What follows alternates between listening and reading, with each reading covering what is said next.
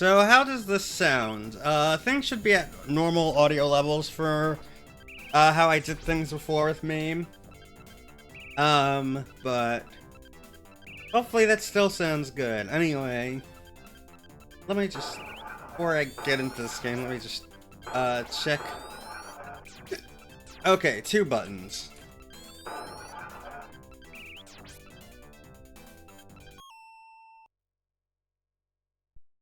There we go.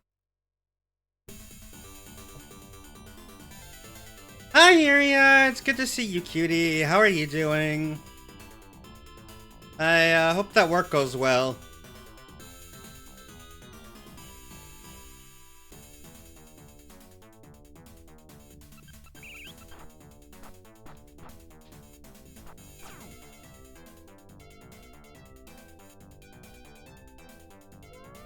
Oh, I'm restarting. That was weird.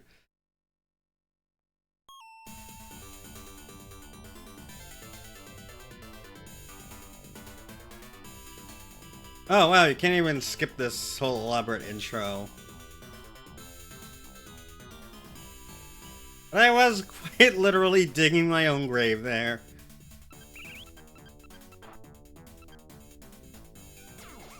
Whoa, okay. The enemies really just pile up here. So, yeah, there are 3 things to note about this game. The first is that it bears similarity to the old arcade game from 1979, Heiankyo Alien, which Nichibutsu would actually later get the license for. Yeah, I am really not doing well at this. And release on the Super Famicom. Hi, Azura! It's good to see you, too. How are you doing today?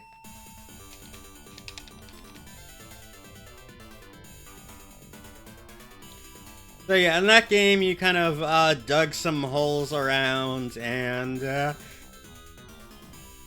hope to capture aliens. I think you had like 1.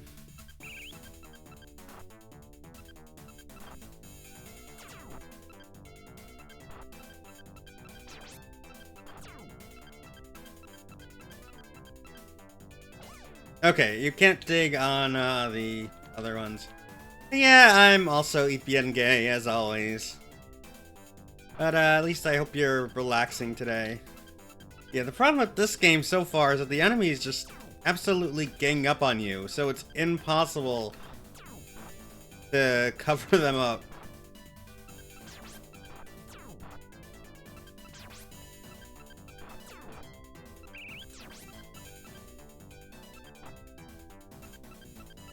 So facts number 2 about this game is that this has one of the most unfortunately amusing titles in its NES version. It was called Booby Kids. No, I'm not making that up. They called it that. I assume it had to do with digging booby traps. But yeah, that's... Okay, I don't know how you're supposed to get out of holes, if...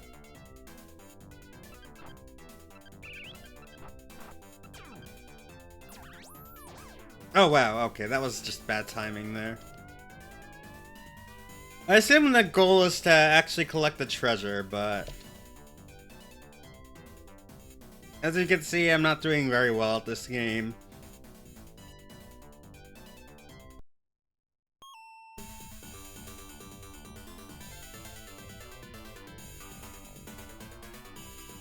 And the third interesting fact about this game is, on the PC Engine, this was actually reskinned as a Doraemon game. So there you go. This amusing but difficult hole-digging game. Oh. Yeah, I mashed both buttons and nothing happens there.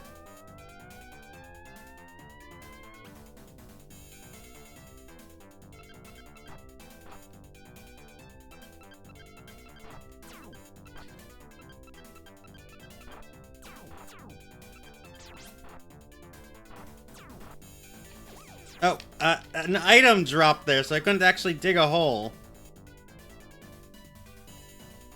So yeah, I assume in this game your goal is to get all the treasure, but that's easier said than done with just how many enemies are on screen at once.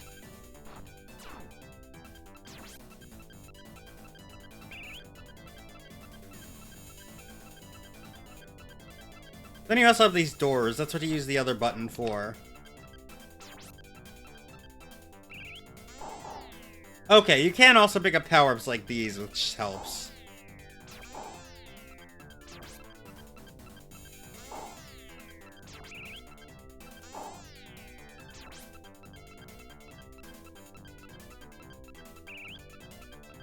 Yeah, I guess they were also a bit inspired by, like, Bomberman and other stuff with this kind of maze game. Oh, the yo-yo is really good. Yep. Yes, this is that Doraemon game, as I just mentioned there, Fel. How are you doing, by the way? Unfortunately, once you only have the power to dig holes, this gets really difficult, because the enemies just pile up.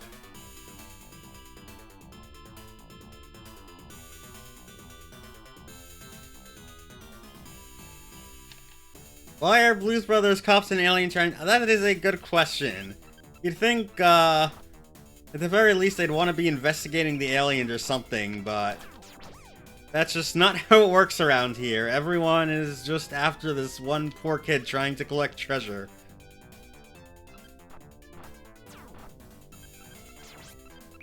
Hi, Loot Crate! It's good to see you. How are you doing?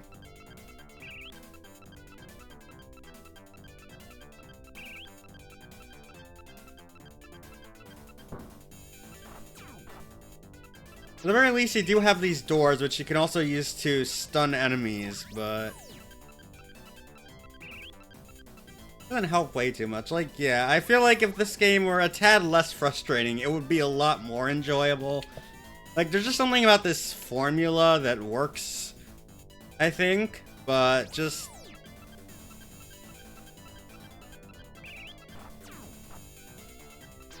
Okay. Now I got a digging upgrade. That also helps.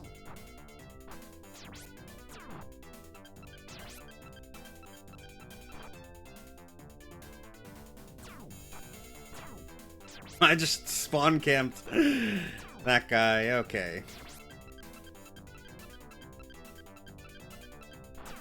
Yeah, the spring basically lets you move in 4 directions. So like here I can move. I chose to go to the right, but...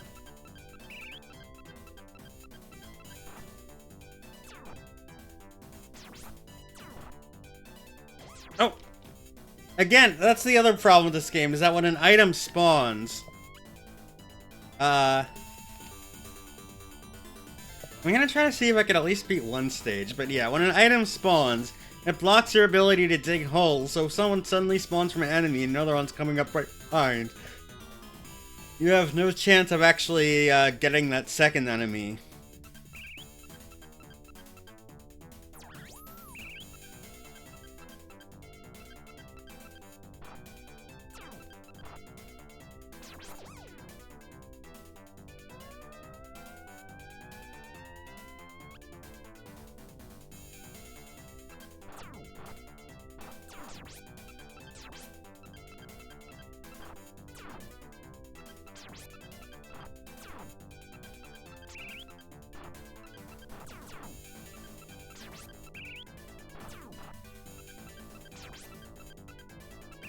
Okay, I got the yo-yo, that's good.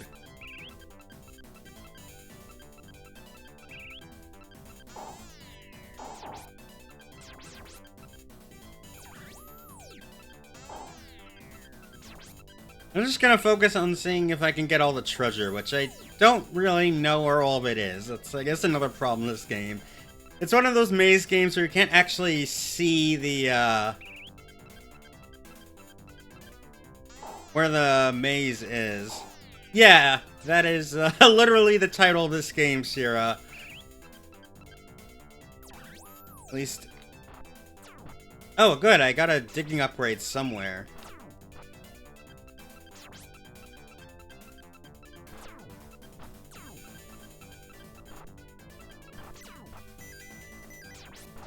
Oh, and now I lost it.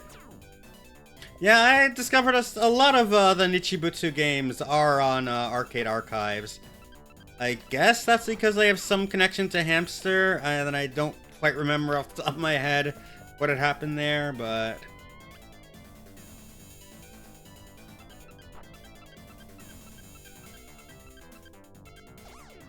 Like, just look at this. How am I supposed to get around this? Okay, I'm gonna, like, try once more, but... Well, maybe not once more. Maybe a bit more, and then we'll... Yeah, this just seems like a neat game that's really marred by the, impossible difficulty. Maybe there's a... You know what? Actually, let's see if there's a dip switch. Lives 3, cabinet... No, difficulty is set on easy.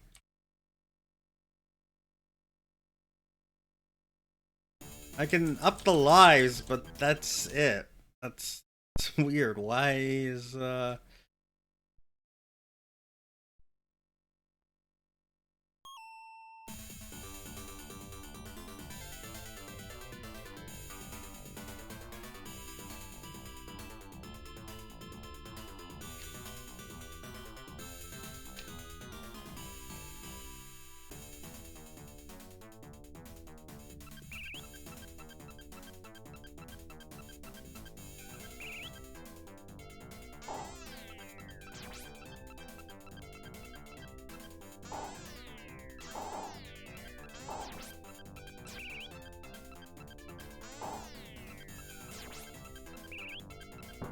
I guess you are better off just going for the treasure. Like, you got some things to help you out, but I don't think it really offsets just the sheer amount of enemies.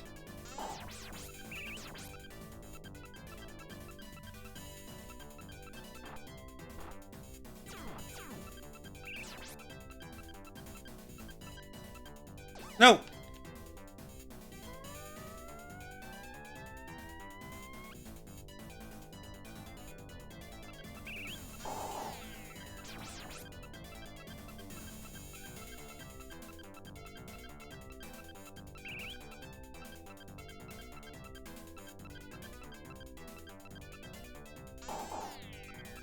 Oh wow, you can't... Oh, I was about to say, you can't even pick up the digging upgrade.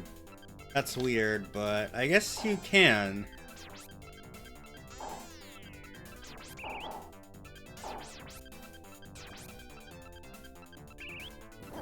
Whoa, flamethrower. Here's the thing about flamethrower in video games. Sometimes, you can just torch a guy straight through a doorway and it's really good. Yeah, this is certainly not the best arcade game of 1987. I would definitely not play this over something like Super Hang-On. I was also lucky there because the flamethrower has a bit of a wider hitbox than just one tile, so... Unfortunately, I lost it at a very inopportune time.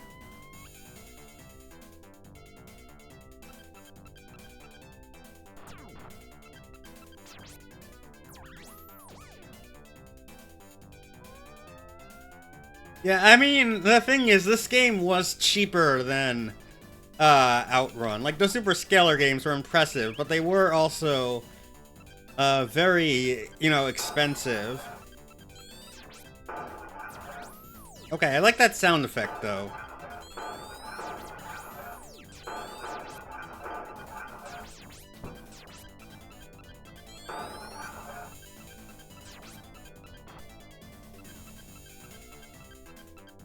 But yeah, even something like Fantasy Zone, though, which is on a regular arcade board, or like, some of the, you know, Capcom stuff that they were putting out around that time was good. Konami, not quite as much.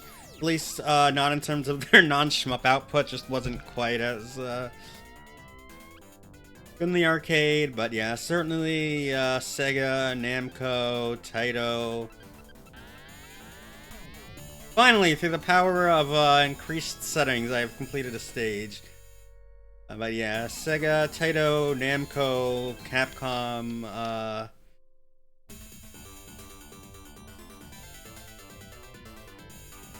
oh, this one has warp holes. Interesting.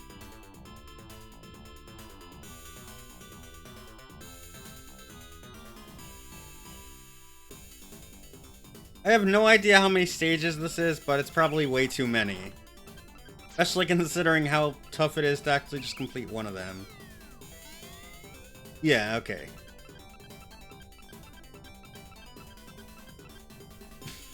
Yeah.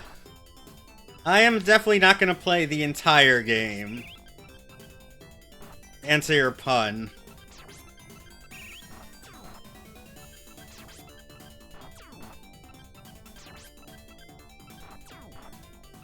And now we're being attacked by cavemen. Did we, like, travel through time?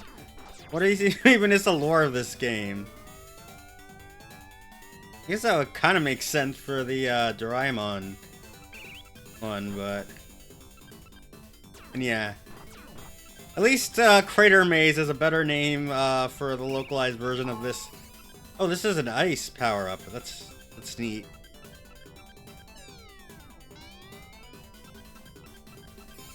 Can't freeze those. Oh. Yeah, I just love, like, that whole sample crashing sound. Literally, just trying to play that through the OPL chip there. Okay, and there is, speed power-ups. Oh, nice! These actually go through walls. Fortunately, I have... This is my chance, but I guess, yeah, you can... You can, abuse your ability to walk over filled holes to...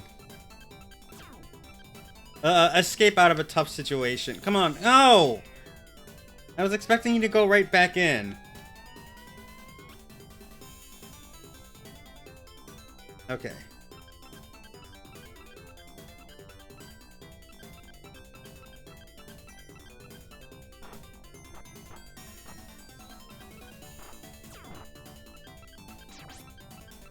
Fortunately, without my speed, it's tougher. Okay. Oh, there's the key. So now I just have to find the door, which I think is over that way. Oh, thank you. Yeah, there we go. I managed to complete another stage with my remaining lives.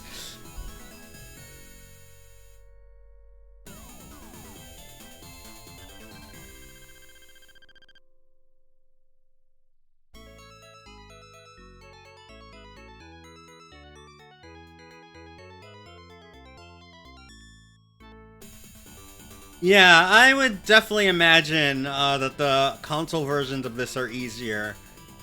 Like, even Crater Maze or Booby Kids on the NES would also be easier. I don't necessarily know if there are any differences between the Doraemon game and Crater Maze other than the reskin, but...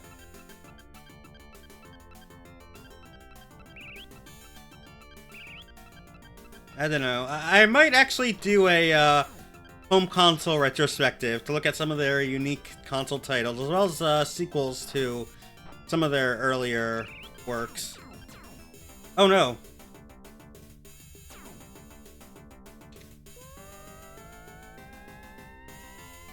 Ah, okay. I mean, I guess that technically counts as still like an aesthetic change rather than an actual content. Like, if the maze layouts are still the same and everything, and if the difficulty is still the same.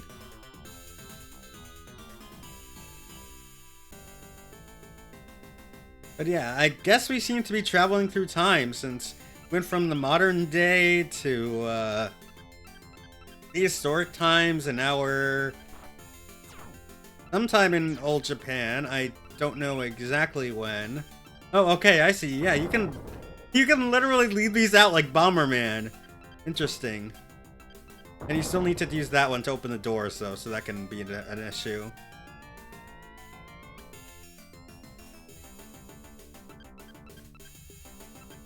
Now you can kind of walk around that door. That's weird. Yeah, I guess we're in, like, the Edo period or something? I don't know officially which time, but there are ninjas and samurai here.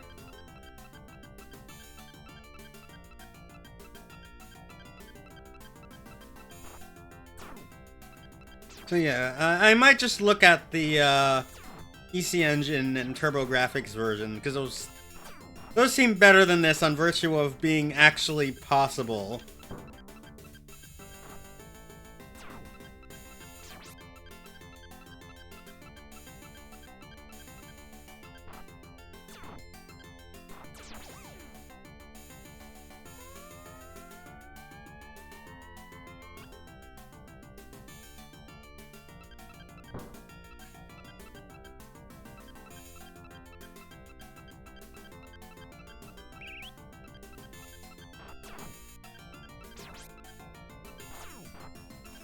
Yeah, statistically, someone really enjoys this game. I hope they keep on repeating the Booby Kids trivia fact at every single chance they get. Oh, okay, looks like enemies can't actually use the hull warp, so that might be a good strategy at some point.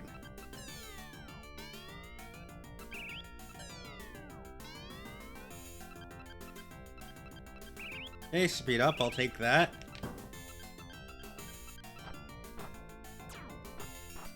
Oh, I messed up. I meant to dig up back that hole, and I didn't, and now I lost my speed up. But yeah, I could see why this type of game would be appealing. I mean, it's the same thing with Heian-kyo Alien, despite how simplistic that game is. I do enjoy some version of it. Not really so much, actually, Nichibutsu's own port on the Super Famicom, but, like, the Game Boy version. I haven't ever tried the Steam version, but it is by a developer that I like, Mindware, so that might be good.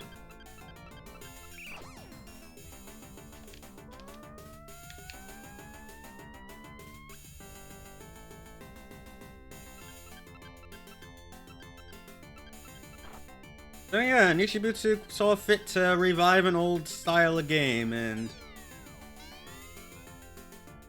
if you can actually make it anywhere in this one, it's probably worth it. Just maybe not the arcade version.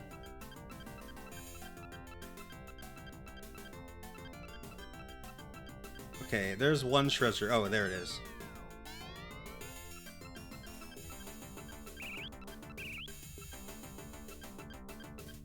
No, I just have to find out where the hole is.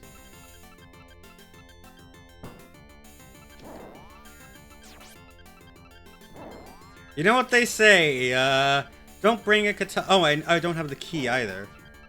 Don't bring a katana to a flamethrower fight. Oh yeah, the PC Engine port of Ys is really good. Like, I have a feeling if I do ever play that on stream, it probably will be the Steam version. The actual Ys 1 and 2. Oh, that door did not open the way I wanted to. Yeah, it probably will be the Ys 1 and 2 Plus compilation. But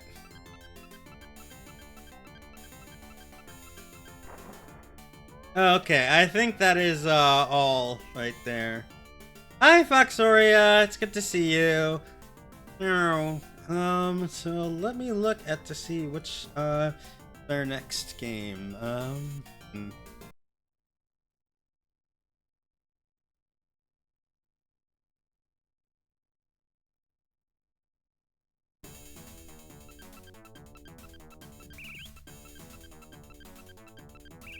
Let me check just there.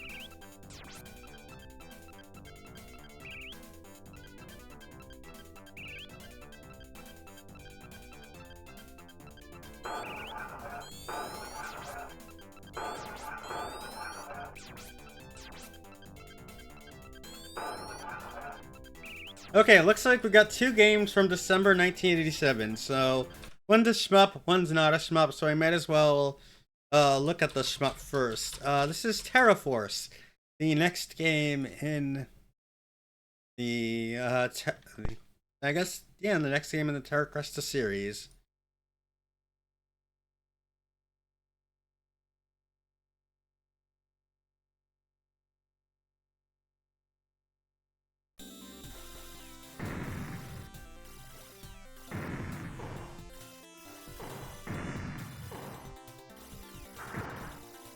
Oh yeah, yeah, Dogi Tank, good. I also do like the amateur fandom that they did of Ease 4 there. I think one of Flannel Cat's clips is just that a guy yelling, "Oh God, run away!" It's great.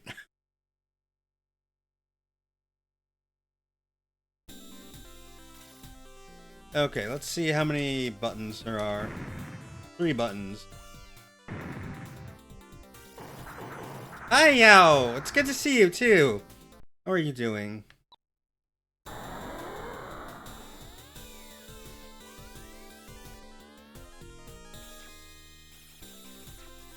Okay.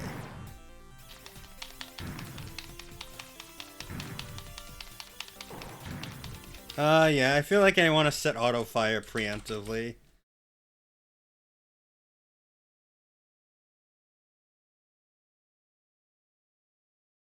So...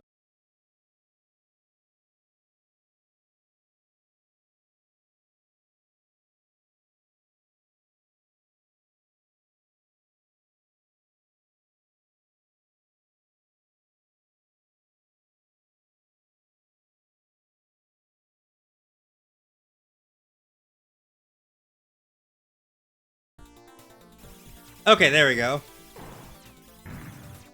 Yeah, so as you can see, this game, certainly has some inspiration from Gradius, given...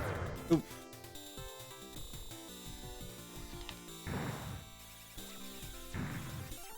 The inspiration, but it's also a, vertical shmup.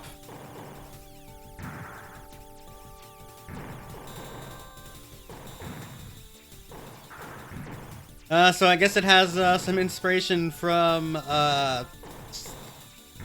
Salamander as well. Which, to be fair, they had introduced that alternating style, in Magmax. Okay, let's go back, to the side-scrolling.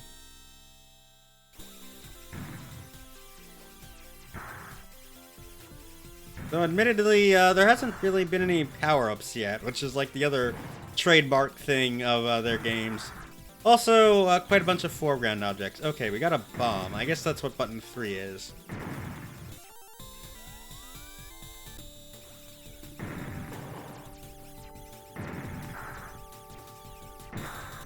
Nope.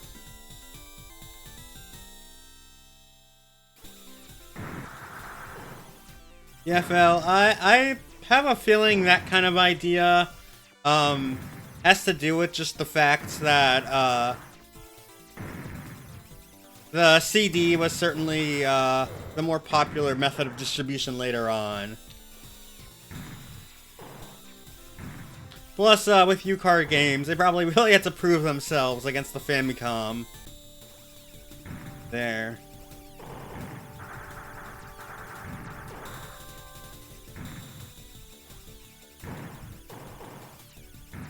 Fortunately, we no longer have any bombs.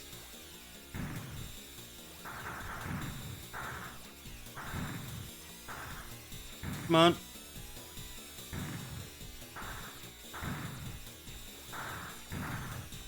I do not trust these hitboxes. Oh, never mind. We missed the boss. And now we have to go, side-scrolling.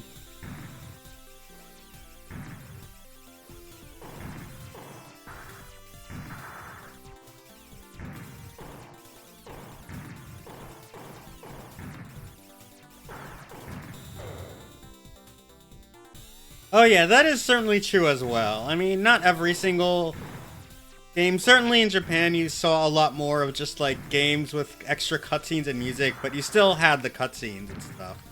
But you would still end up with things like Nexer, which was a very good shmup that just also had a very high budget presentation for the time, but still didn't really skimp out on the gameplay at all.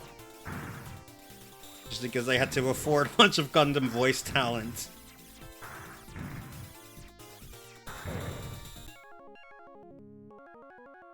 Okay, I'm gonna try this again. Honestly, I'm enjoying it. Oh, how did... Oh, right, that's why.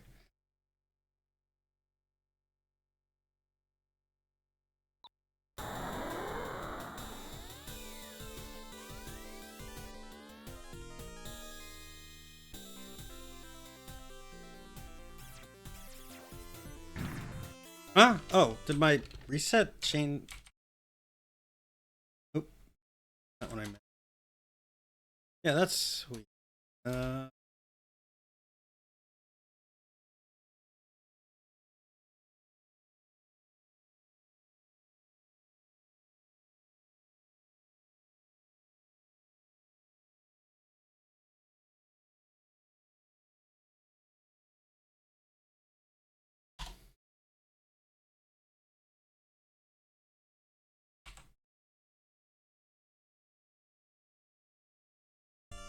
Yeah, that was definitely true with a bunch of Telenet stuff. Although to be fair, that started, you could argue with Valis 1 on, PC88 and MSX and stuff. That's a very rough game to play, but kind of, was sold a lot based on the aesthetic. Okay, let's keep on side-scrolling for a bit. I want to see if there are, like, any bosses and stuff here.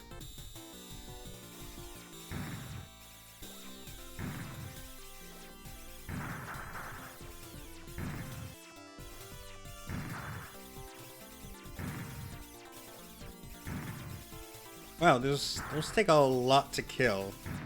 Like, so far, the only power-up that I've actually managed to get was bombs.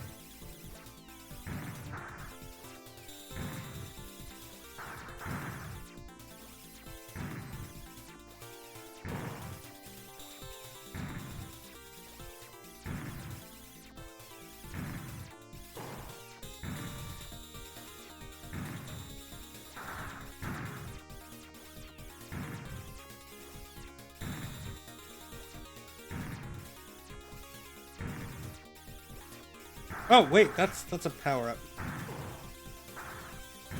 Okay, there we go. We got ourselves an option.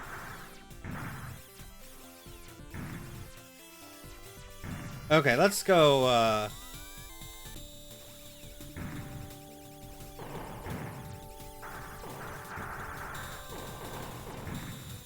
when you side-scroll like this, you definitely feel more of the, Terra Crest influence there, which is understandable. Okay, here's the boss. Maybe...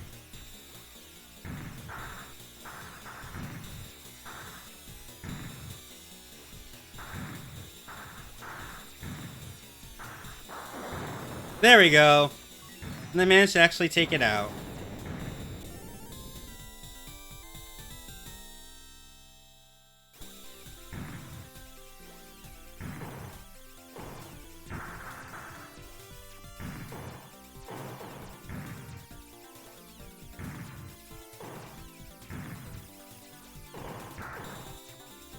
Whoa!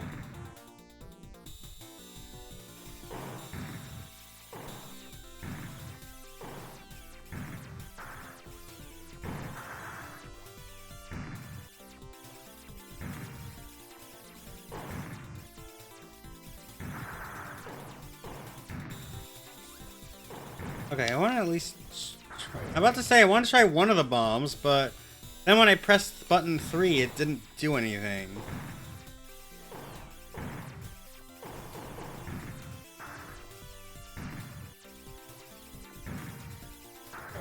Oh, okay.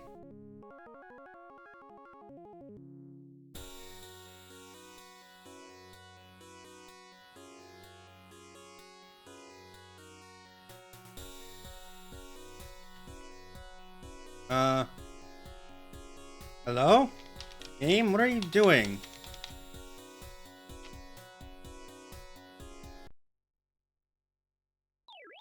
Hi, Elfie! It's good to see you here. That was weird. I don't know what I was doing at the name entry screen there. Also, some of these enemies are rather small, which does make them a bit hard to hit.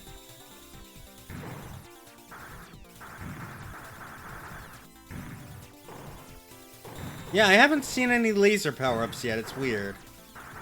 Or even any speed powers, but honestly, this default speed is not bad at all. It's definitely not like Gradius when you don't have any speed ups.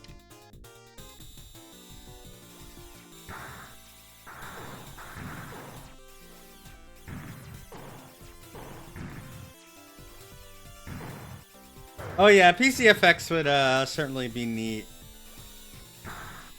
I think Nicole's the only person I know who actually has one of those. She's developed games that make use of it. Okay, I'm gonna go up. I said I was gonna go up, but apparently not. Guess the forces of Terraforce had a different idea for me.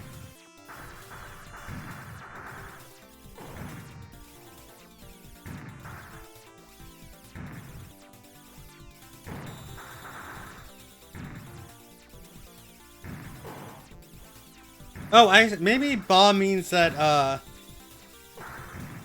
okay. I think I actually... No, bomb doesn't mean it gives you bombs. It means it upgrades your missile. Okay, there is a side-scrolling boss as well, which does basically the same thing. Summon minions and shoot, and that happens also.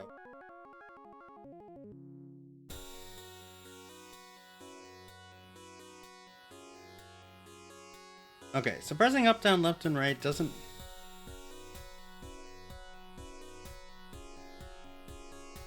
I don't know, maybe it's just something is broken with the emulation of this.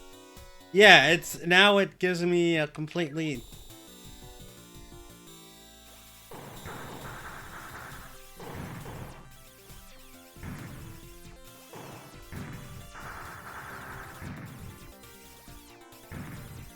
Okay, now let's try going vertical after.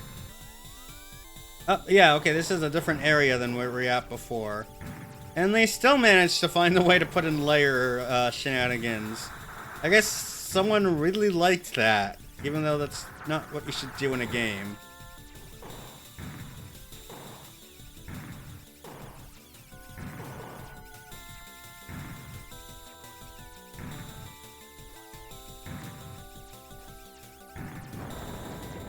Oh, never mind, I won't just go back down. Oh, we're underwater. Okay, that's a new area. There also was an underwater section in Mag Max.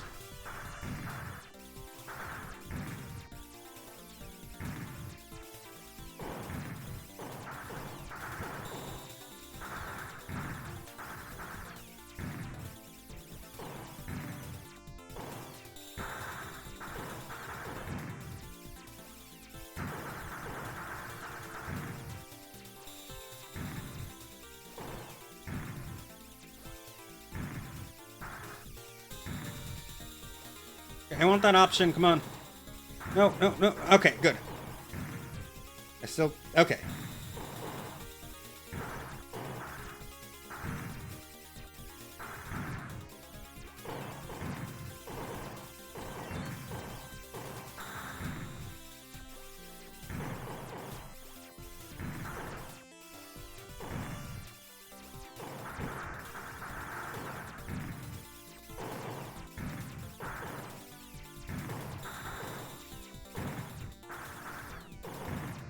I want to see if button 3 maybe changed the option, but behavior, but it didn't seem to, so,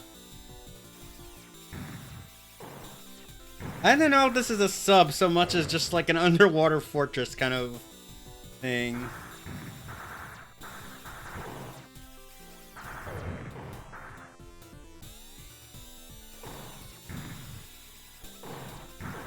Oh wow, that's interesting. Yeah, I guess like the super graphics for some of its advantages didn't quite push things forward too much, but I suppose being the first one out, NEC was kind of in a precarious position. No, it does move, but I guess it needs a very wide open space to move. Just gonna shoot me upwards? Yes.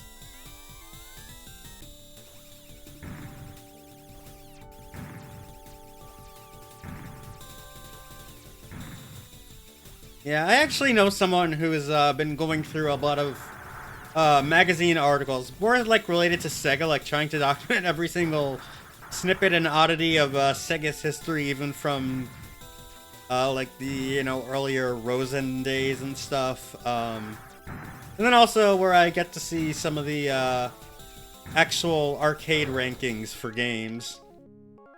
Yeah, I'm gonna give this a couple more credits. I'm enjoying this, honestly.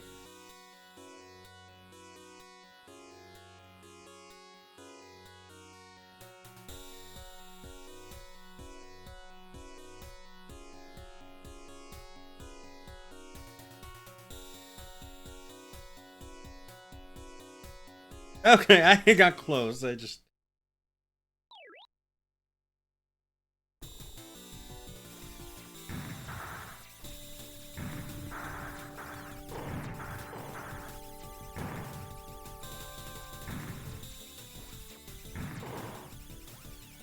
Oh, there's an option.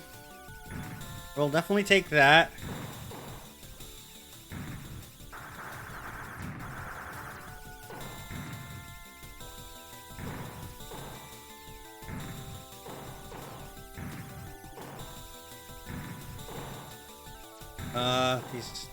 I have to say, those ships didn't seem to be...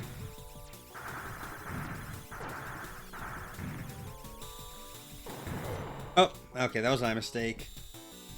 Yeah, you can pet the option if you want. It's a good option.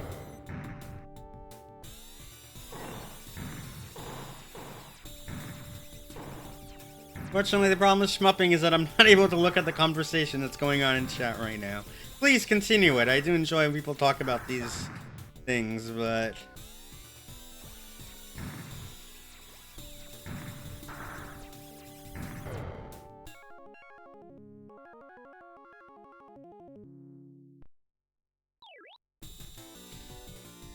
Yeah, I guess I'll give this, like, one more credit after this. And then...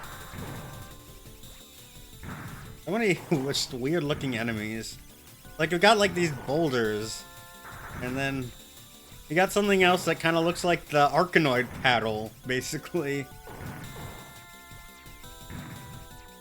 Oh yeah, that's definitely true, I guess, as NEC was probably thinking in terms of computers, and the fact that they made constant upgrades to their own computer line and all sorts of different models, but people for a PC engine really just wanted to stick to one thing. I guess we're underground now.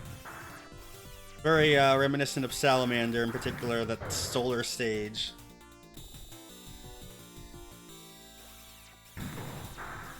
But yeah, people with computers aren't just getting them for games. A lot of them are, so...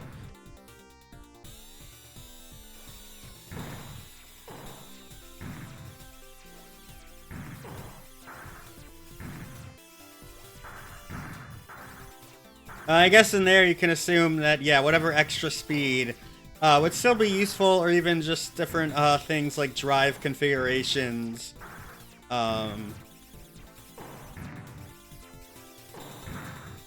And stuff like that that may be useful depending on what the user needs it for. But with a console, yeah, you're really just buying it to play games, and then usually you just use it as it was originally released.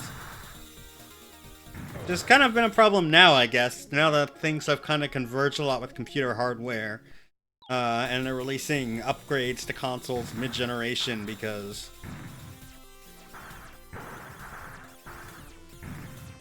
they realize that just having,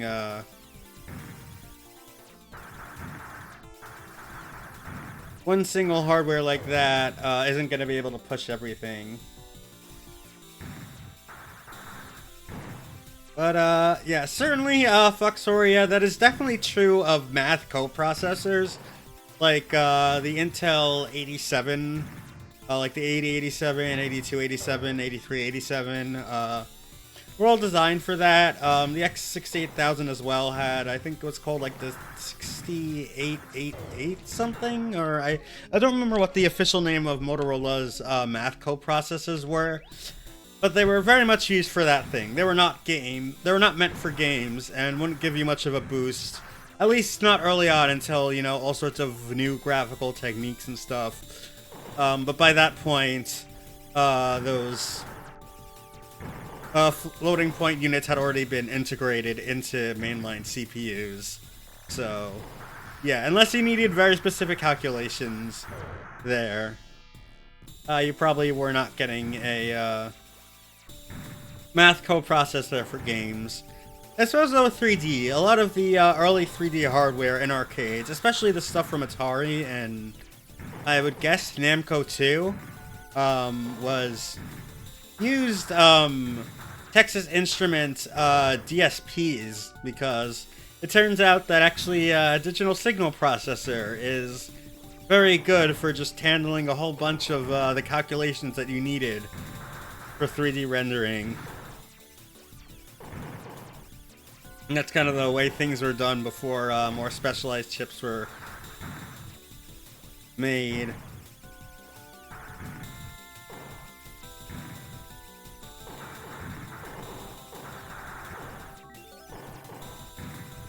Yeah, some of the Super Nintendo chips, they did have their own lines, which I think were just called like the DSP chips.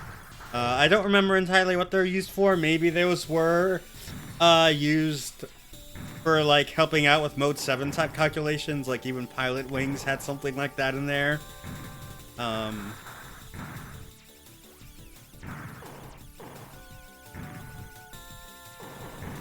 But yeah, it wasn't until you really needed to do that kind of rendering you did so. So I think I'm gonna be done with that. Let me just scroll up and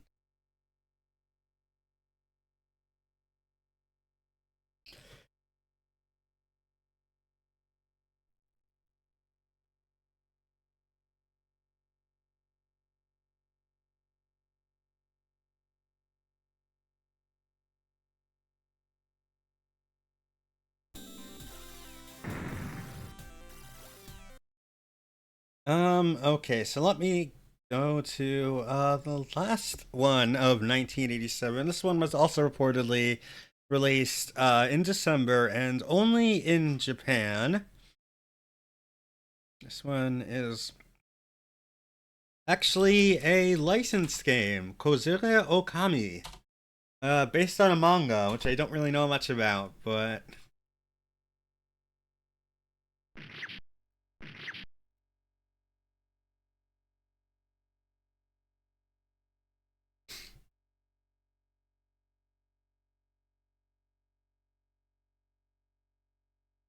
yeah,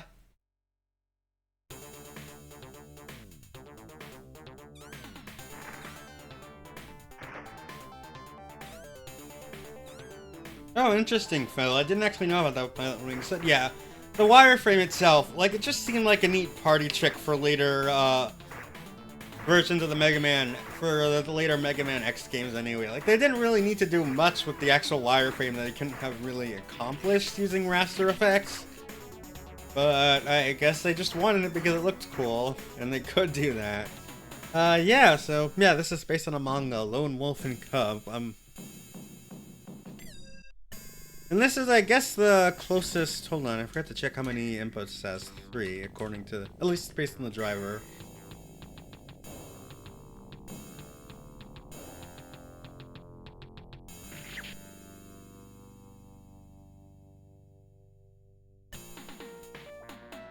Yeah, okay, yeah, this is definitely a samurai manga. Takes place sometime in old-time Japan, I would guess the Sengoku period, because that's usually when samurai period pieces tend to be. But yeah, I guess this is kind of the closest that they meant to actually making a beat 'em up. So yeah, you got 2 buttons. One of them attacks, the other one blocks, and then you press both at the same time to jump. And there also are some interesting power-ups, but hopefully we'll get to see.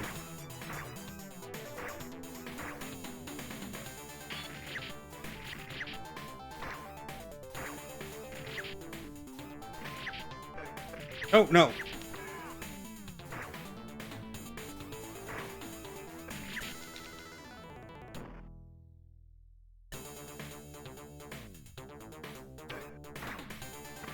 Oh, interesting. I didn't know that it had that much of a following, but I guess it would make sense. Because certainly samurai films were popular at that time. Well, as well as just ninja stuff in general. You know, this was the whole ninja boom where they even kidnapped the president. But...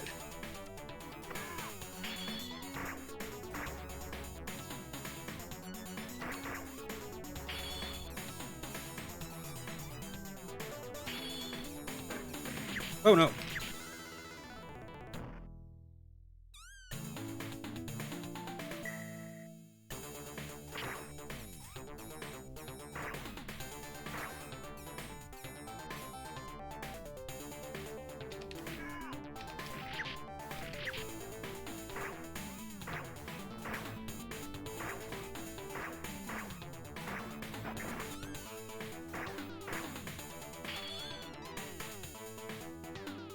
You can cut these? Yes, you can. Oh, well, I pressed block, and that didn't seem to work. I'm hoping I could find the power-up, because that is something I do want to show off.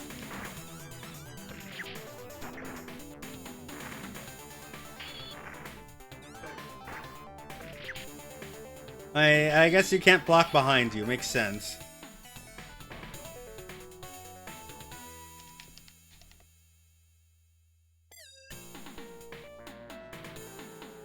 Oh, interesting. Yeah. Okay.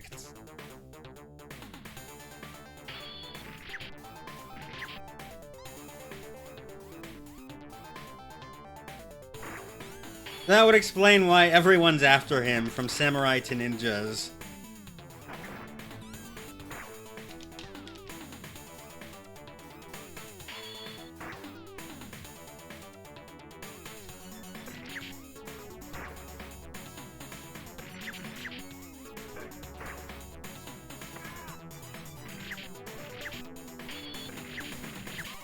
Oh, here we go. Okay, this is the power-up that I like. Yeah, you put your baby into a cart, and then you can just spew fireballs from it.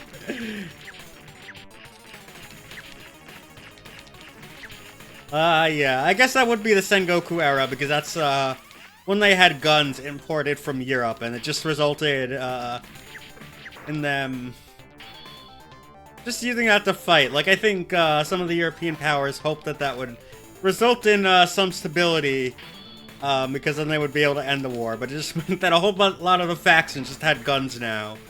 And, with sparse guns and ammo, things were kind of, shot the way, that, rifle attacks tended to be in the, 18th century anyway. Although this was, you know, earlier than that, but even I'm saying up to the 18th century, where you just kind of stood on a line. And then someone yelled fire and fired a volley, and then the enemy did the same thing. Oh!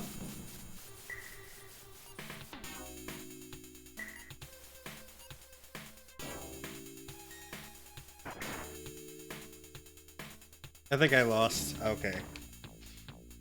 I didn't know when you were actually supposed to push A there. Like, I thought there might have been another prompt for that, rather than just pushing it at 0.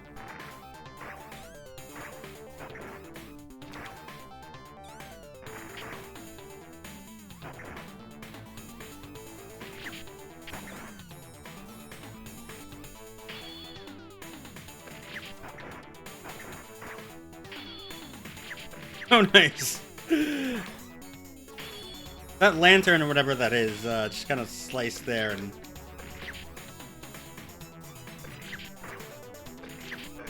Yeah, as you can see, I'm not very good at this game. Oh, okay, so I guess it is a bit after the Sengoku period, because, yeah.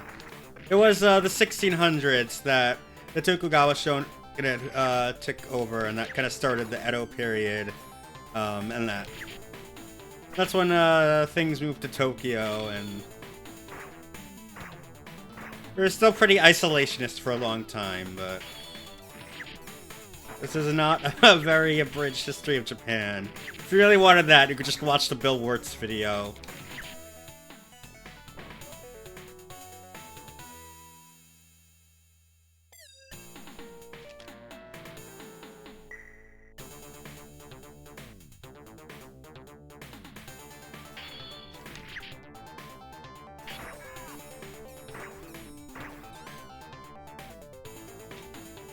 But I guess big cannons like that, like, they had started all the way back from when gunpowder was first brought to Europe from China, but...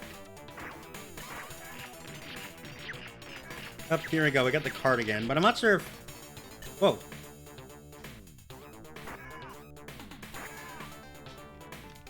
I didn't know you can actually get this power up.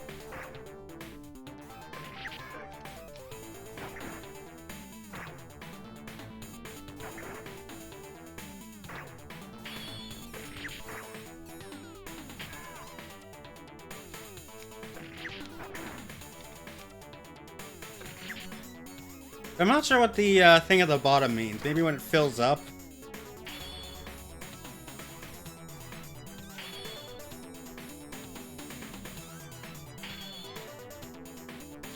Yeah, because now I got 2.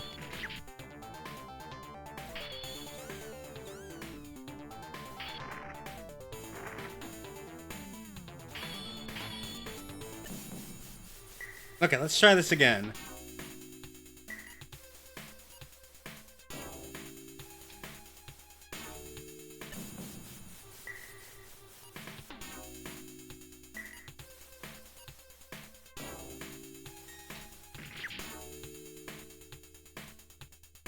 Alright, I won!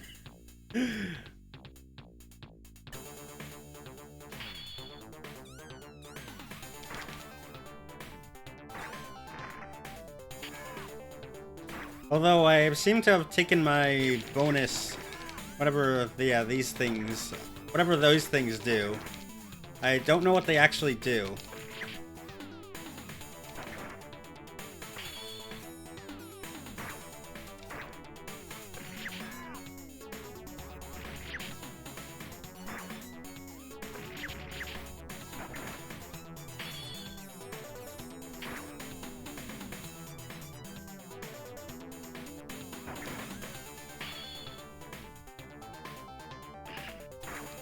Oh!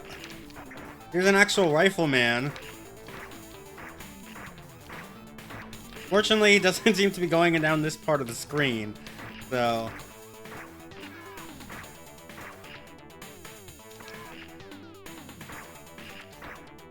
Oh no, those guys take more than one hit. Oh, that's interesting. Can I destroy you? Thank you.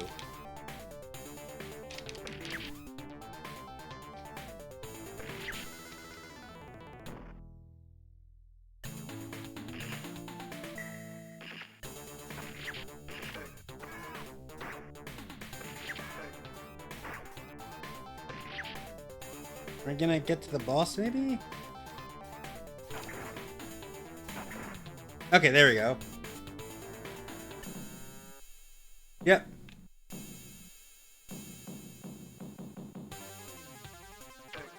Whoa,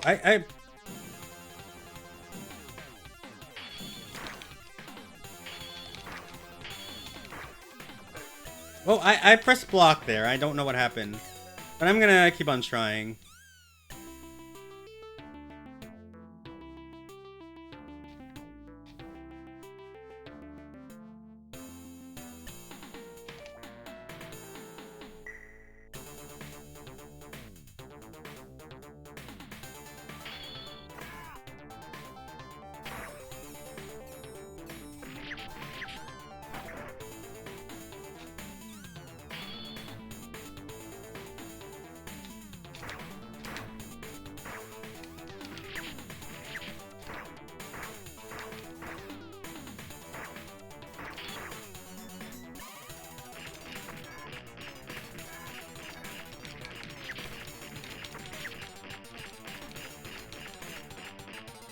Okay, so I guess, yeah, if you stop that cart power-up early, you can exchange it for a longer weapon. Interesting.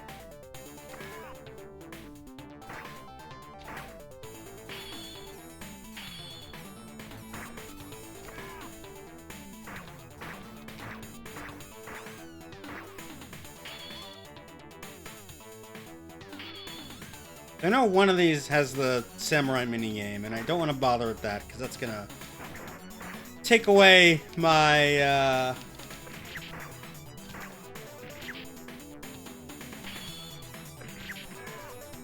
That's gonna take away my power-up. I want to see what happens if I collect all of them. Not my power-up so much, my... whatever that bonus thing is at the bottom that I can't tell what it's actually supposed to be.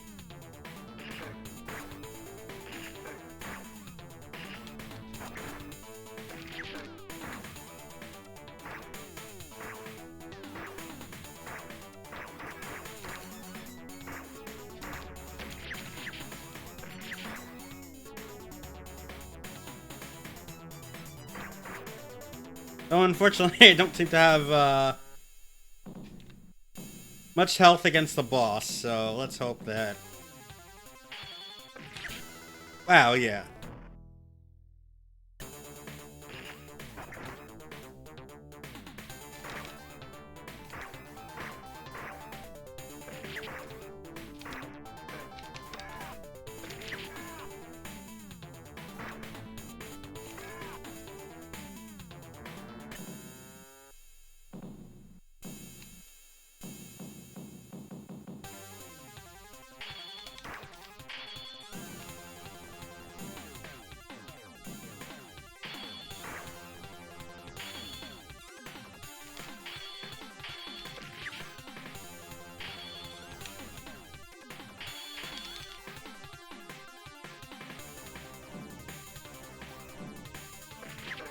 No, I was pressing block there. You saw that.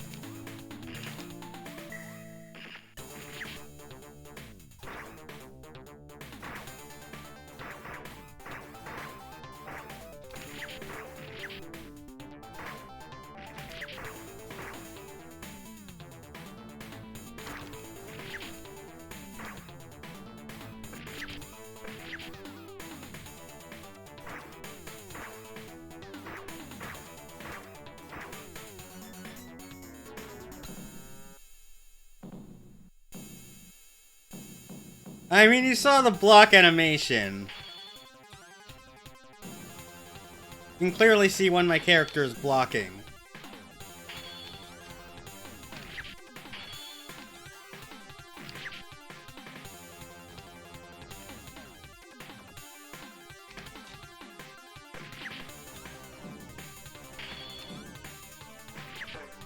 Okay.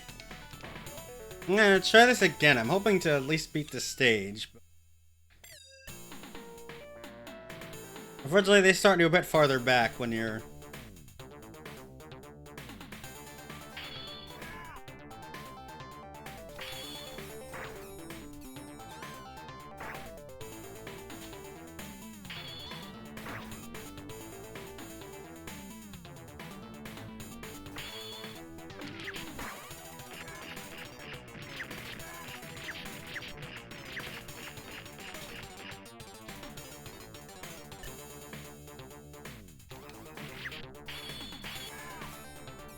Okay, so those are just points.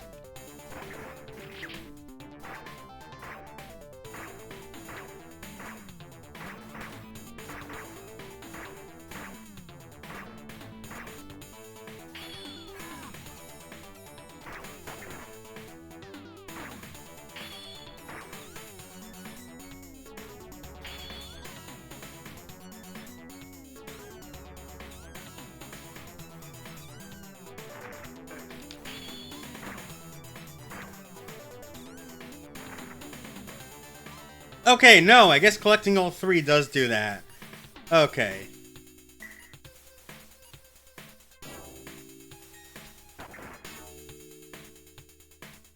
Oh no, I lost. So that's what collecting those does, okay. So it wasn't that, that was always a bonus. It was that's actually the result of getting those 3 things.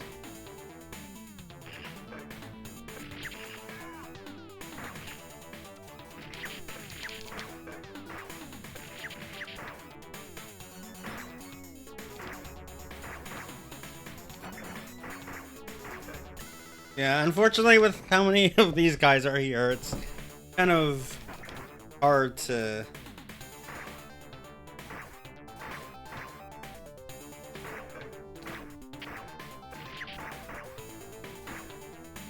Okay, I'm just gonna try to move as forward as possible so that way it stops spawning in more enemies.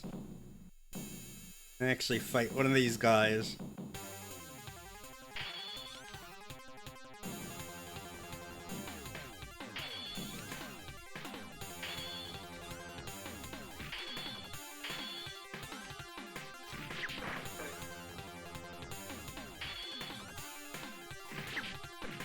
Okay, I'm not sure what causes the block to fail there.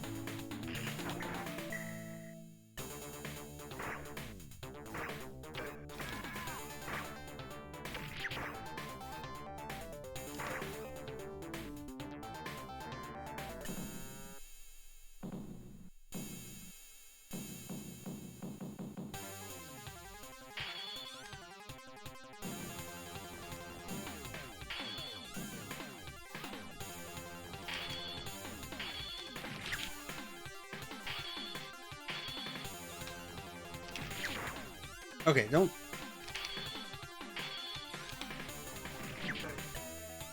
Okay, that was my mistake. I'm gonna do one more credit. I feel like I might still be able to get this.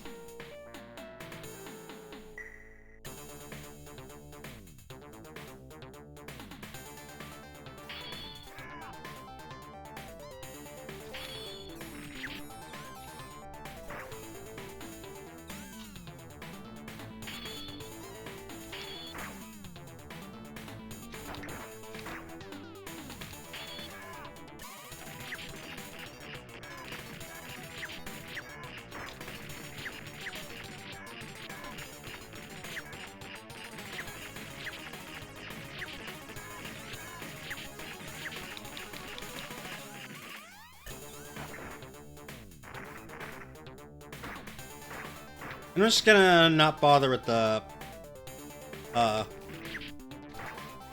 minigame right now.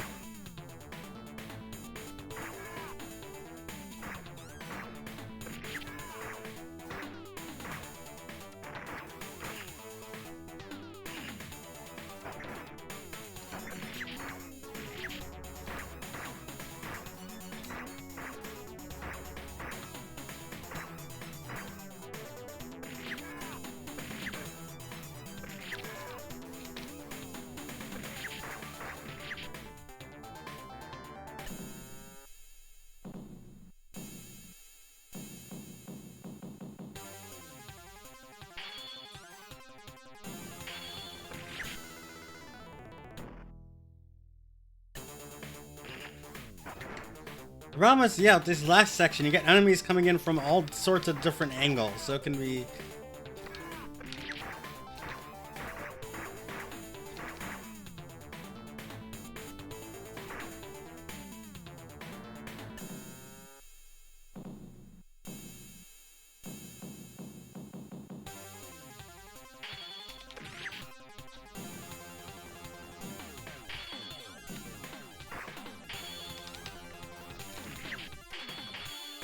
Okay, maybe I need to block low.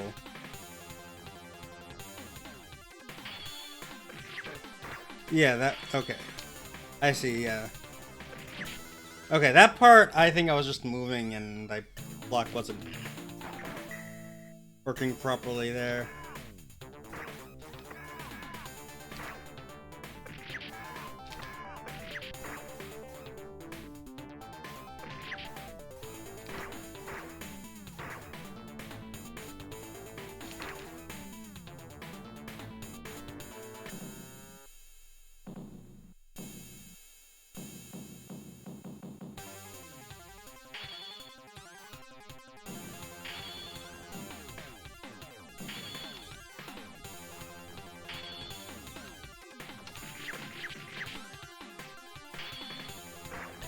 Okay.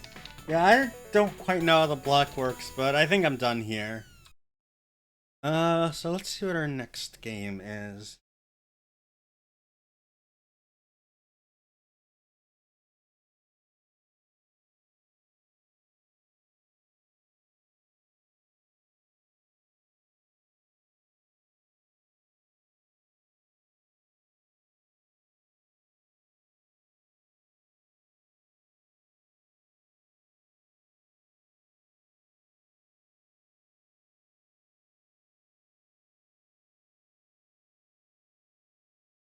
It doesn't look like there is anything else for 1988.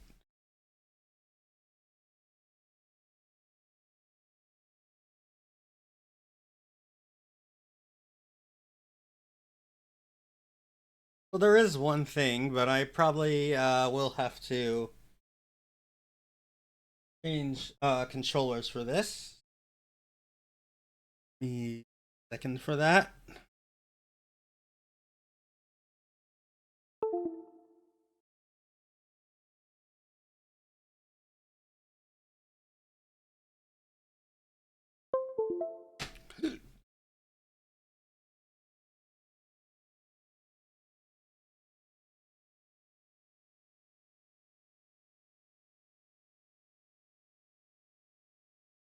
Yep, this is Crazy Climber 2, a sequel to one of their most famous arcade games.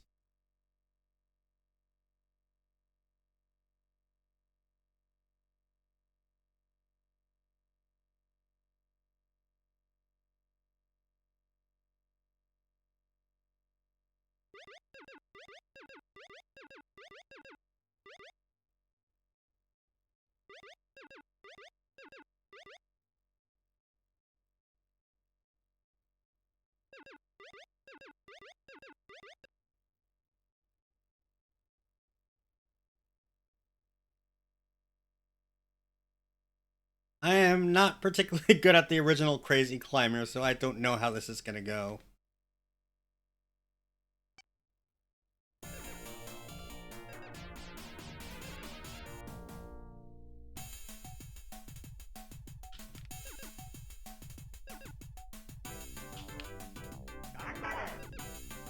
Okay, why is... Okay, I think I don't have everything set properly.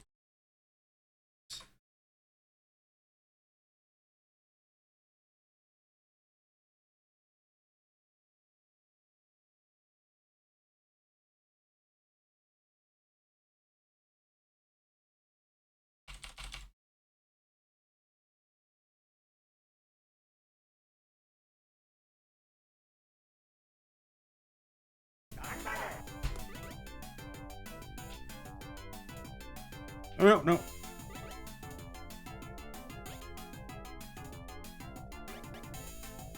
Yeah, I don't know how this is supposed to control. I'm just kind of moving things up and down in hopes that I eventually get up somewhere.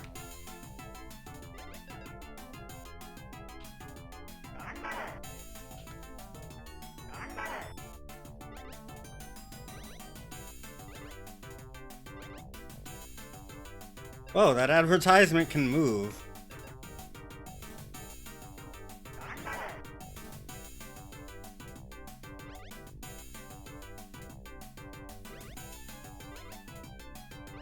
Oh no, I got booted. Well, that was worth it, but...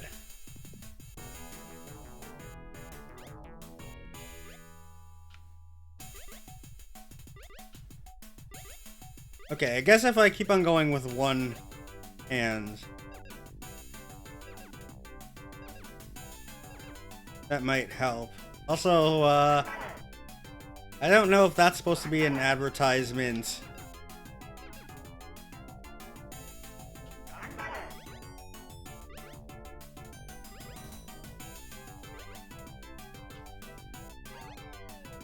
Wow, that guy just jumped a whole vacuum cleaner. Are you really that mad about someone climbing in your window? No, no, no, no. Aww.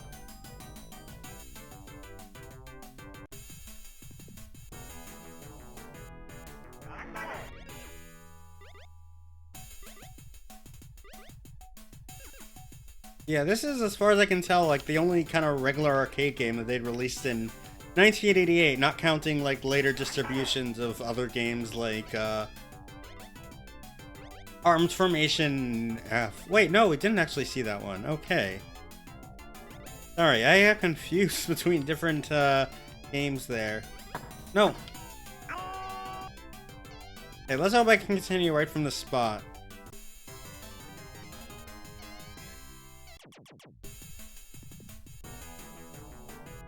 Nope, I start all the way at the bottom.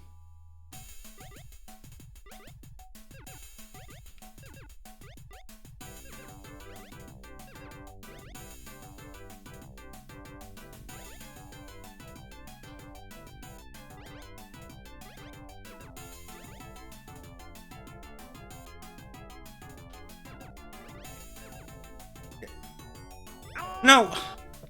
Come on, I was trying to get up there.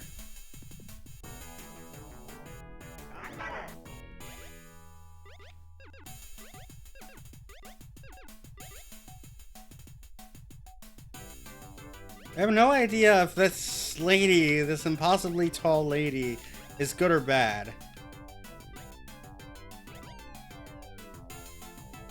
You don't seem to get anything by... Yeah, that's just weird. Also, why is this guy dropping expensive appliances?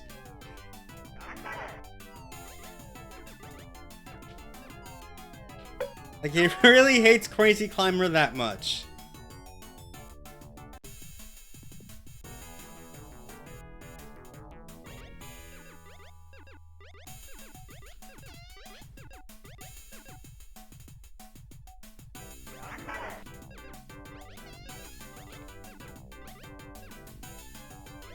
So yeah, I think if you alternate between up and down... Okay. Oh no, I didn't realize I would get bonked there. Okay. I'm gonna try this once more. And if not, we're gonna move on. I didn't intend to play this game for too long, because, yeah. Not very good, but you get the idea. The original Crazy Climber was... I'm not sure if this got any ports in particular, but the original Crazy Climber certainly did. Was quite a popular game. In fact, along with Moon Cresta might be... Oh. I'm getting hit by that.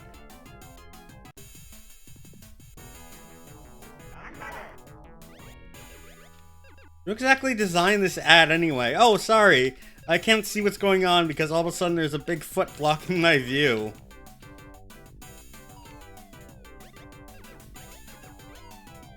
Oh. Get moved out in time.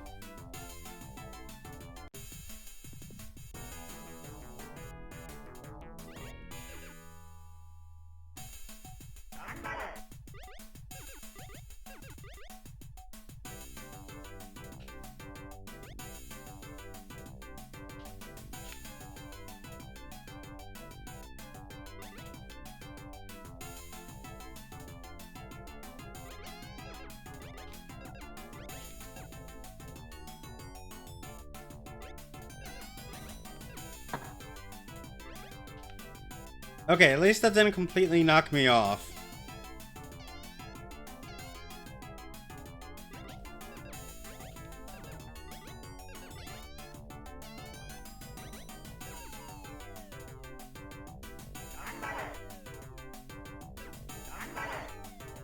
Oh, okay. Yeah, I think I'm done with this. I'm just not able to control this very well. This did get ports to the original Crazy Climber, at least got ports to the Famicom, where it used both of the hardwired controllers, and also it did get a 1-to-1 port that I assume used the system's vertical orientation in order to play well that way and mimic the arcade controls.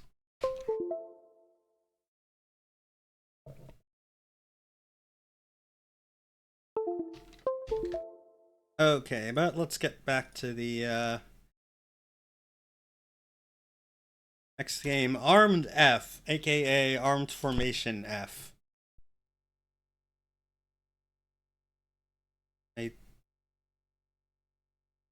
Or Formation Armed F.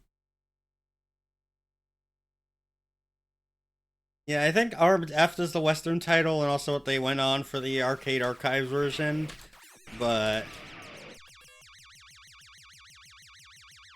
yep, this is another one that takes after. Okay, let's see how many inputs are. 3 buttons again.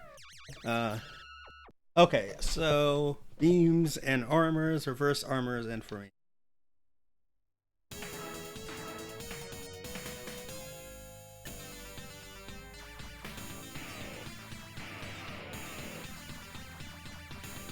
I'm guessing this only has 2 buttons, but I'm not sure.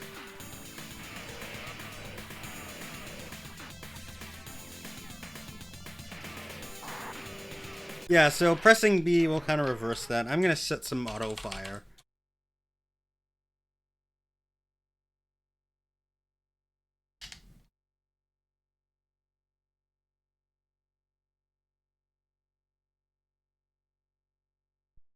Oop, I didn't need to do that, and now I have to reset my auto fire again. Oh, okay, there we go.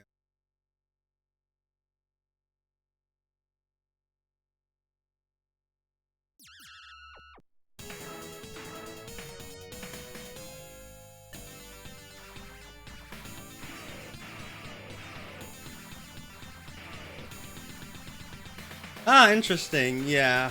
Nichibutsu did make some console games. Like, basically all of their non-mahjong stuff basically moved to consoles after 1989. I did have some sequels, like there was Terra Cresta 2 on the PC Engine. I think there was Galavan 2 also.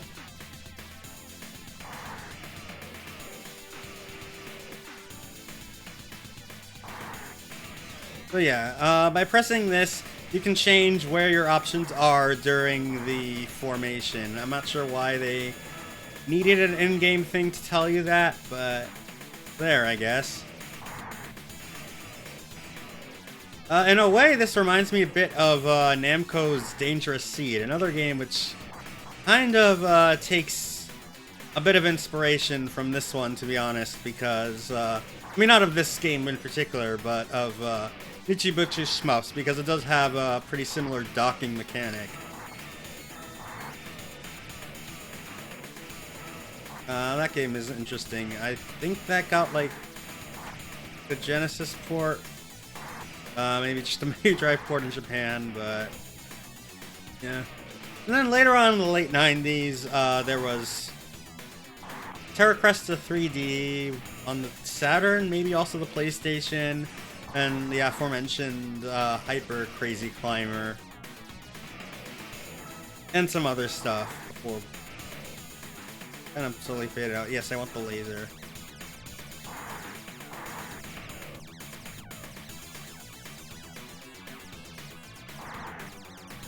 Yeah, I guess I could.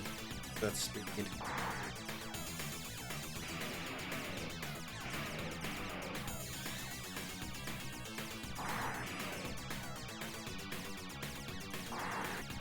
Oh, okay. That was my mistake.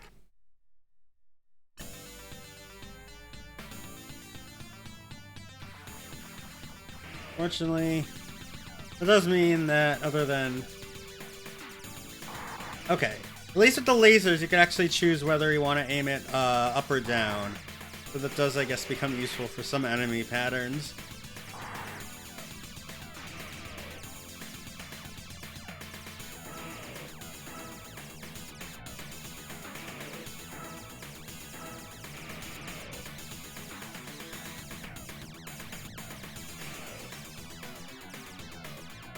Does this upgrade the laser at all?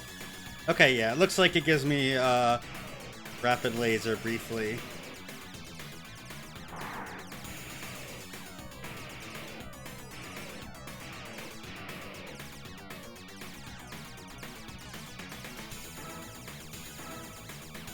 Fortunately, there are some enemies which I guess still benefit from having the original formation power up, but I do like this laser better in terms of firepower. Oh, I I was trying to hit the enemies in the back, and I wasn't really paying attention there.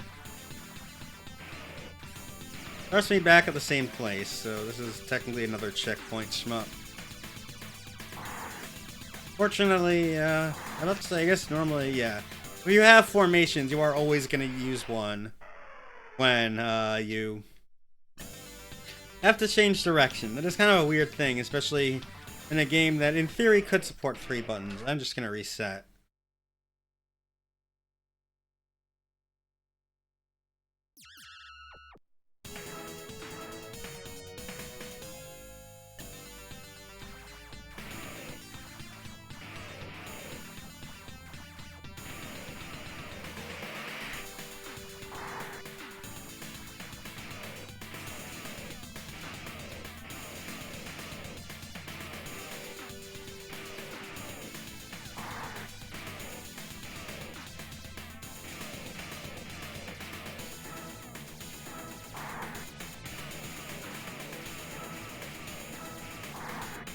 Yeah, I guess B is the bomb type weapon that shoots out to the side of you, and then you got a laser and maybe something else. I don't know yet.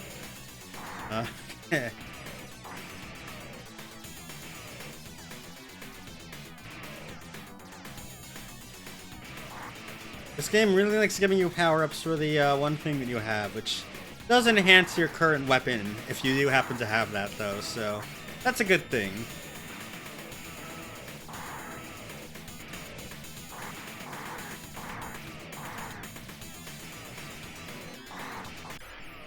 Oh, I went into formation and...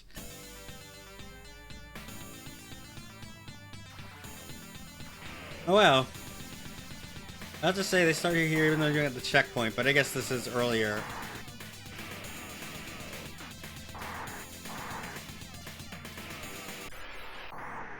I'm just gonna restart this again.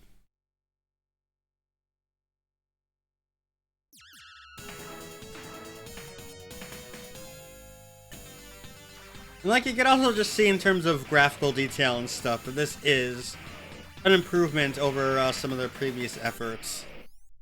Kind of chunky graphics a bit, but in an endearing way, like some of UPL's stuff. I don't really know how else to describe it. So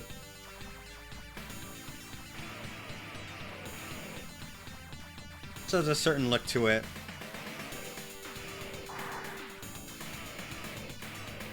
Oh, okay. And I'll actually get through this just fine.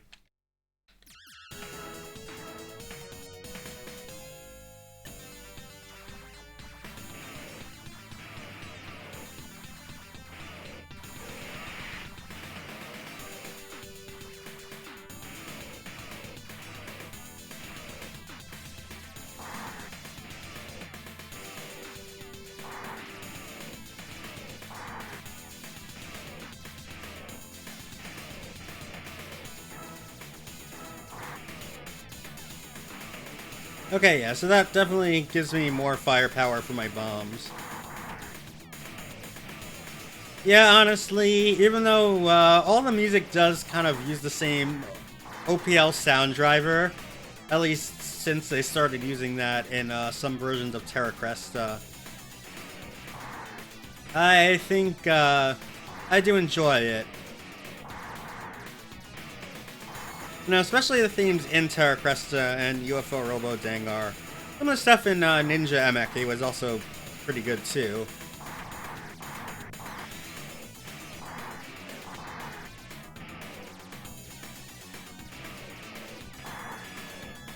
Oh, gonna extend there.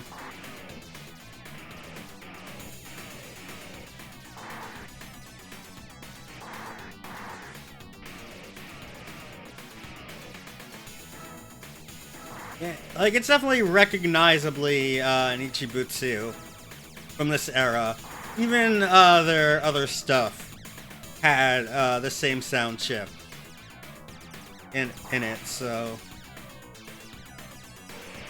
Although it's not just the chip, it's also the driver. Like, MSX games that use OPL-based...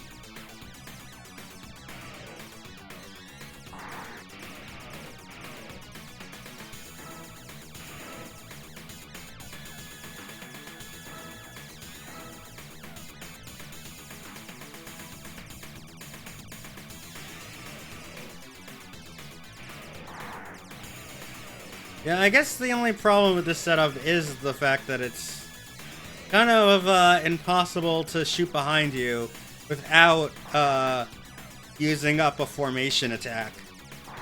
Just a weird design choice.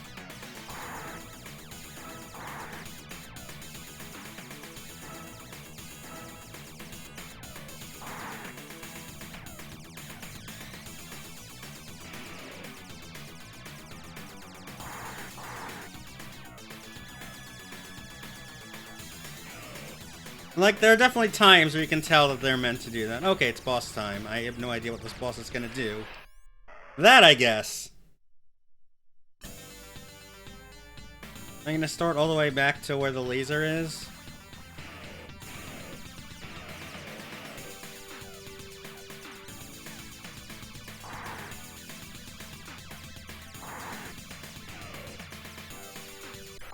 Whoa! I don't even know what hit me there.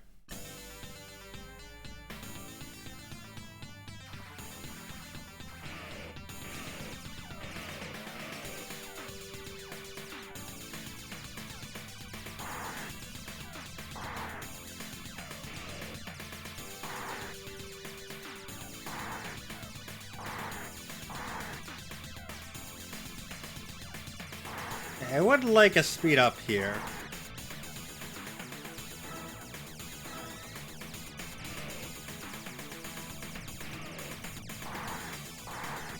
Oh no, this is a bit farther. Okay.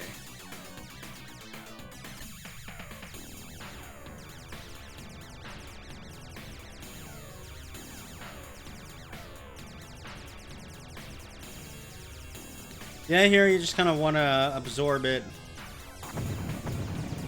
Wow, that didn't take too long with the lasers.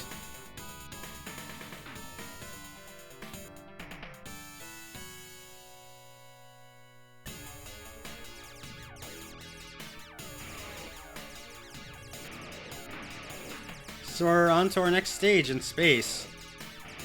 And there's a new type of formation, the missiles.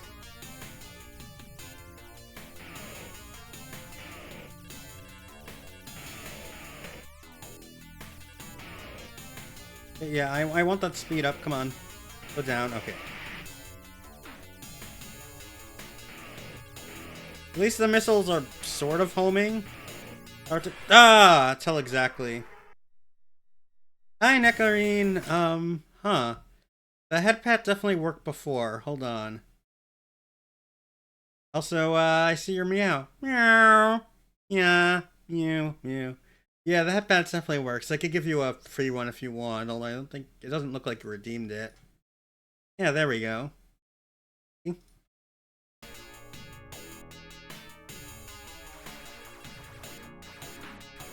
How are you doing?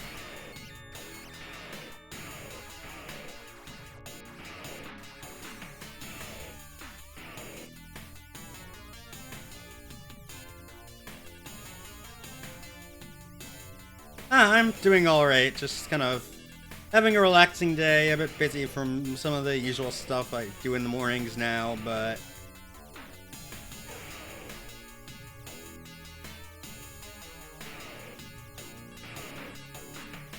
Other than that, it's been good. Okay. There we go. Just gotta time it right, which I was trying to do before, I just didn't expect it to activate right at that point.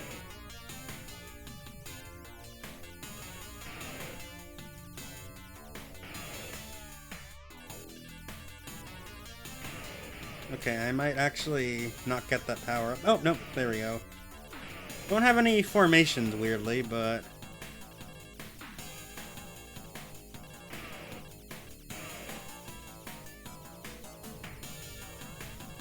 Okay.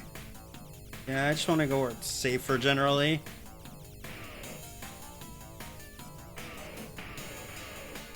This stage definitely seems more like dodging than actually firing, which is... I guess a nice change of pace, but... Weird. Honestly, I don't know why. I'm getting a bit of Truxton vibes from this, even though this game actually predates Truxton. Because this would be 1988, and I think, yeah, this would have been the same year Tatsujin came out in Japan. Or maybe that even came out in 1989, I don't remember now. But just something about the general design of this place. Oops.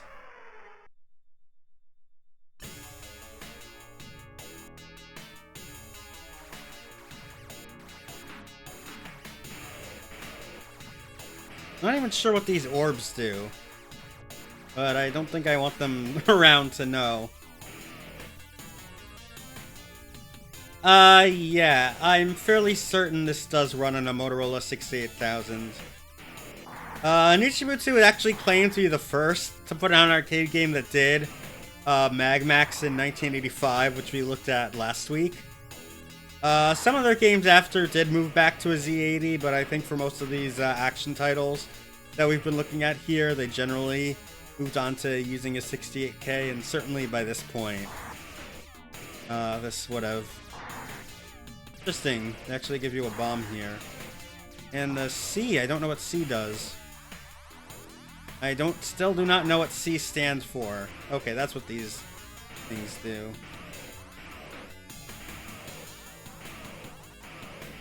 These are kind of awkward to aim, though. I think I am gonna continue.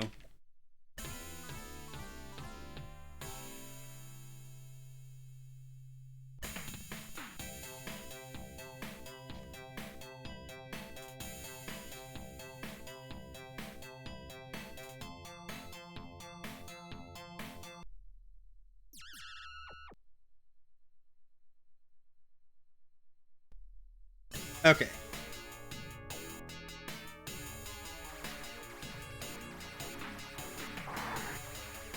Yeah, a lot of systems did. Certainly one of my favorites, the Sharp X68000 computer, was based around what was commonly used in arcade boards at the time. So that one did have a Motorola 68000 as well as, oops. The YM2151 sound chip and some custom graphics hardware designed to mimic the sprites and colors that these boards were capable of. Okay, yeah, this is weird. And yeah, the Genesis 2 is also based on, like, because Sega themselves, yeah, had the System 16 hardware, which was one of the more common generic 68K based arcade boards of the late 80s. This is because it came out pretty early, like 1986, so... the CPS-1 wouldn't be until 1988, at that point. Which was another pretty similar one. But then you even had other computers as well. Like the Macintosh, Amiga, and Atari ST, even though those were not designed to be like arcade games, still generally... this is just a weird boss.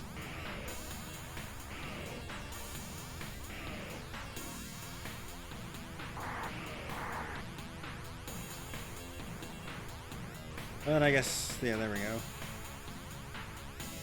Oh no! It was a double KO. I wonder what happens. I guess I'm still stage 2. Yeah, a lot of Konami boards. Like, there are a lot of custom arcade boards also that weren't necessarily used for a lot of different hardware. I'm gonna continue because I want to beat the stage.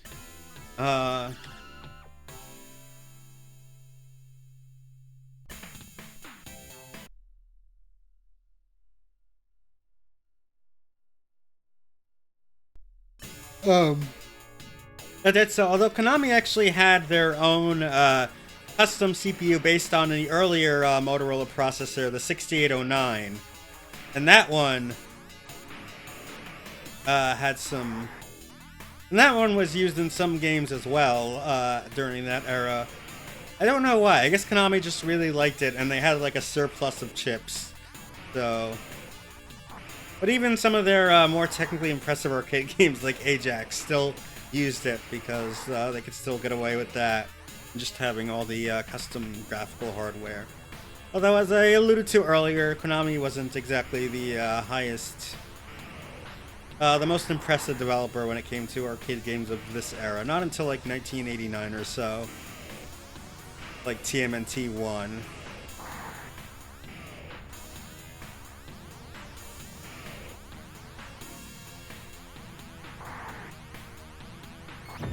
Okay, there we go. But there definitely were some that had 68,000. In fact, Gradius 2 had 2 of them. Just because it was that impressive.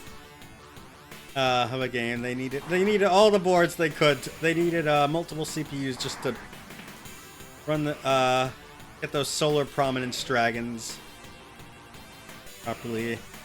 It's actually the Sharp X68000 port of Gradius 2, which is an excellent port in general. Especially sound-wise. Oops. That one slows down a bit on the first stage when those solar prominence dragons appear, just because it's just that hardware taxing in general. Why they ended up using that, but the shmups from the time certainly got a lot of attention, I would say. Definitely that and like Thundercross and Ajax and stuff, but there are other arcade games, not quite as much. Which is why you ended up with weird things like Haunted Castle, or the fact that, honestly, the first 2 Contra arcade games really much better on the NES.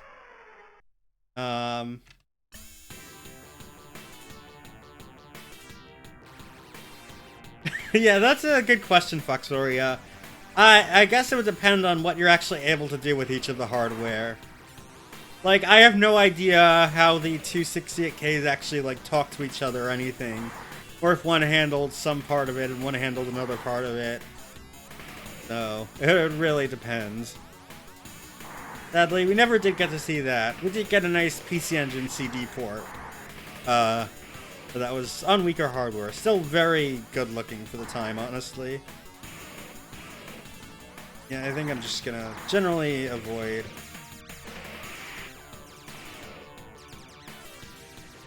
Oh, yeah, besides, okay, now it should give me bombs.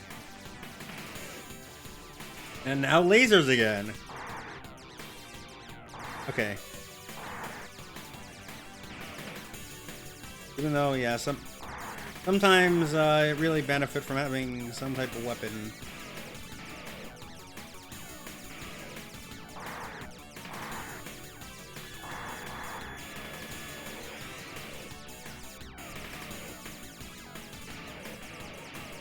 And now bombs again. Okay, I guess it depends on where that is. And then Nicarian, are you talking about Proteus? Because yeah, Proteus games are very good. They also are, by the way, extremely difficult. Like, Proteus Star, the second loop, is considered one of the hardest shmups ever made. Which, first loop is, probably much easier. I don't remember exactly what rank that is on the difficulty list, but... keep in mind that the other Gradius games, like Gradius... I think, yeah, the first 3 Gradius arcade games did not have an ending loop. I think they just kept on increasing the rank over and over. They did not have a limit for how much they would loop there. Yeah, the Proteus Saga is really good. And you know what's interesting about it? You could actually play all of those games on the Saturn. Because the very first one is available on the Konami Antiques Collection.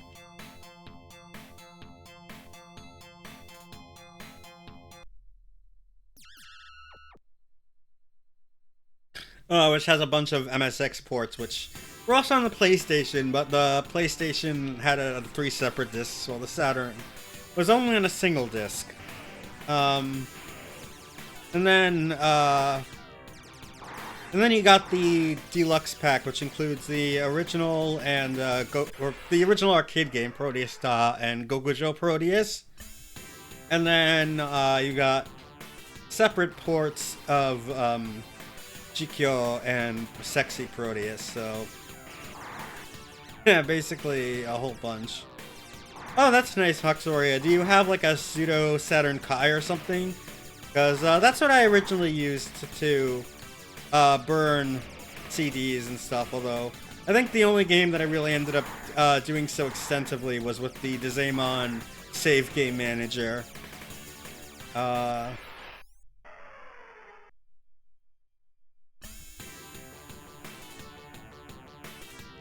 and that was, and then recently I got a Fenrir. So that's what I've been using now, because that just means that, yeah, I no longer have to burn or look for games to buy. Okay, one more continue, and then I think we're going to be done with this one.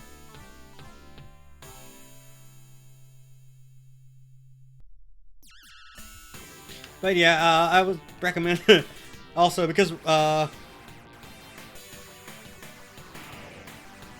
Rachel does not have a RAM cart for her Saturn, and so I would recommend, yeah, getting one of those, even if you don't, even if you have an ODE like I do, because then you get the RAM cart stuff, at least if you buy one of the fancier ones. I bought mine off Etsy, actually, that someone was custom making.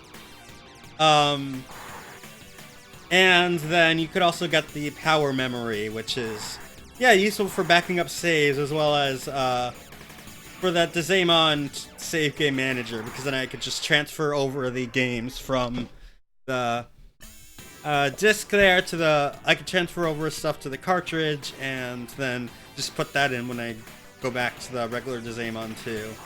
I would like to do like a bigger exploration of that game at some point, but it's gonna be kind of cumbersome just because you can only load 5 slots at a time, and then you have to load like each of them individually when you actually want to play one of them, in order to set it as like the example game.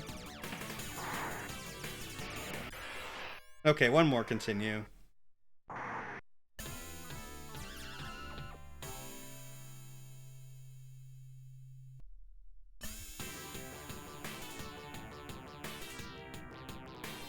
Interesting, yeah. I do have a decent Saturn collection of almost entirely Japanese games. Um,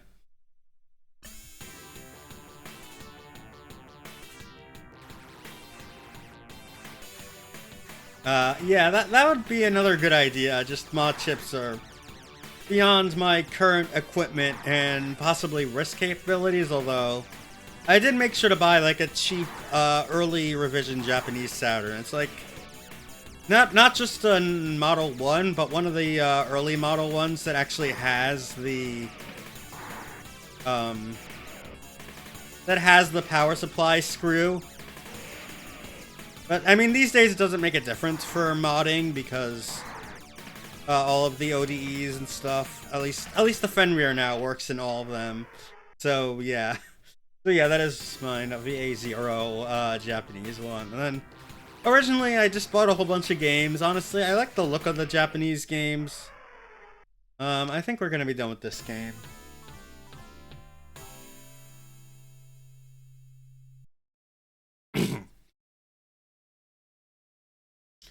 Okay, just I'm gonna stretch. Yeah. Oh, nice. Yeah. Um.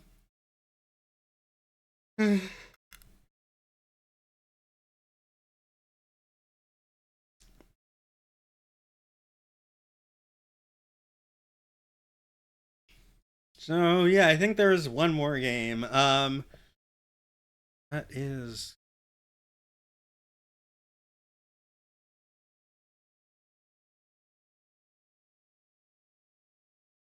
Sky Robo, which is known in Japan as Hatakai, Big Fighter.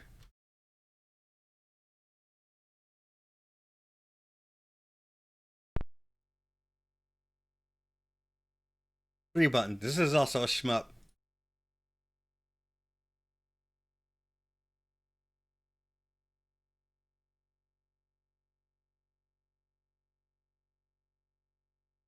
Yeah, so I have a decent collection. I even have some of the harder to find ones, like, Sokyu Gurentai. Which I guess is not the most difficult, certainly not by shmup standards, but not the most common one either. I did get like Sakura Wars. I did get Ray Earth also, just the Japanese version because I wanted that. I have some of the other shmup collections as well. Like I have some of the Konami ones, not the Salamander collection. That was too expensive. And a bunch of other things as well. But then in the end, I just decided, okay, it's not worth it. Everything that I want is just too much at this point, or too hard to find. I do actually have one single Western game, and that is a North American copy of Pebble Beach Golf Links that I got from a thrift store auction. It was great.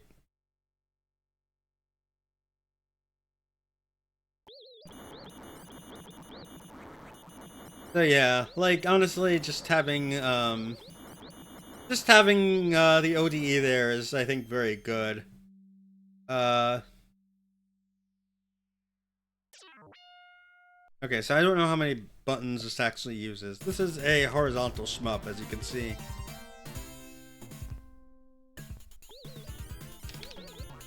Okay, so that's one. Oh, and you can transform into a robot. Okay. So I guess years before Hyper Duel, oops, I'm gonna reset. Yeah, years before Hyper Duel, which is one of those very hard to find Saturn shmups, by the way. Although it was originally an arcade game. This game offers on-the-fly transformation, no power-ups or anything needed. I guess the Super Nintendo Macross game would do that, Scrambled Valkyrie, but...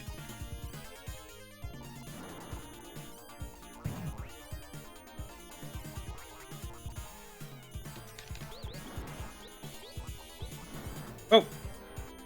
Okay.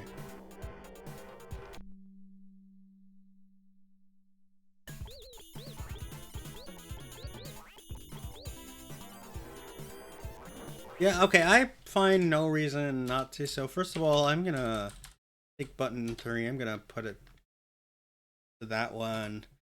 And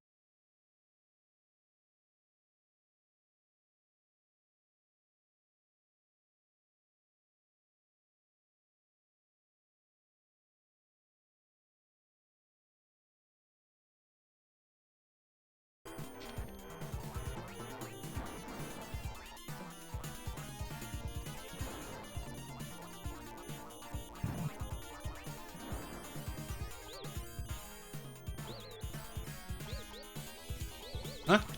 Why is that button not working now?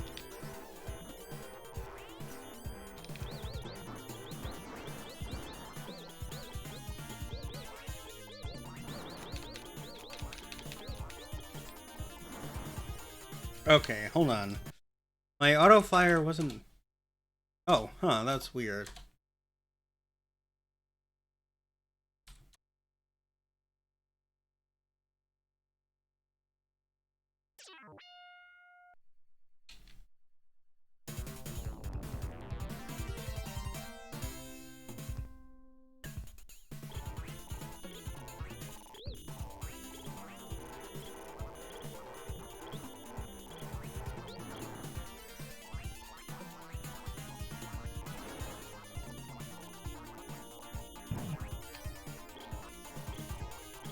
Oh, okay. Giant grabby hands are not fun.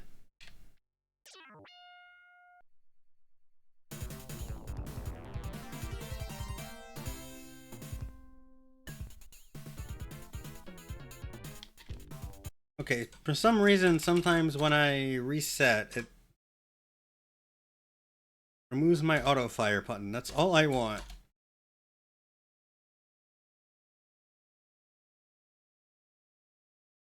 Oh, well, yeah, of course that's gonna do that now when I...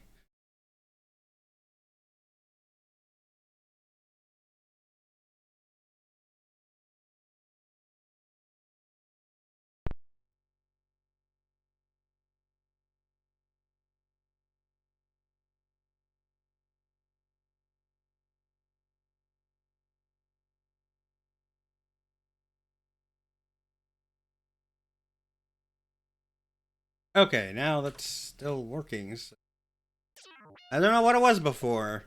I decided to just take it away.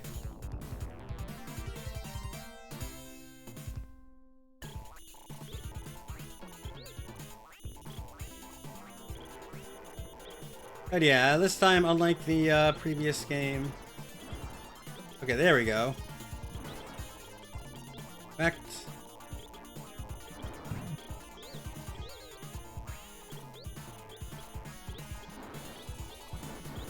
Okay. I'm just gonna keep playing this credit out now. Yeah, I think Sega Rally, you're right, the PAL version does have it, because I think the North American version was slightly rushed, like, not in terms of anything that affected the actual quality of the gameplay port, but at least in terms of the content. They wanted to get it out by the end of 1995 or something. Maybe I'm misremembering. Maybe they in fact didn't manage to get it out by that time frame, but...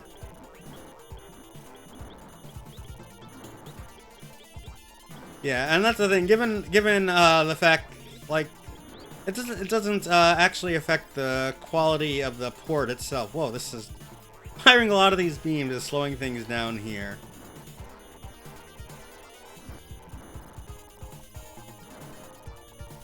And this is, I guess, yeah, a bomb upgrade.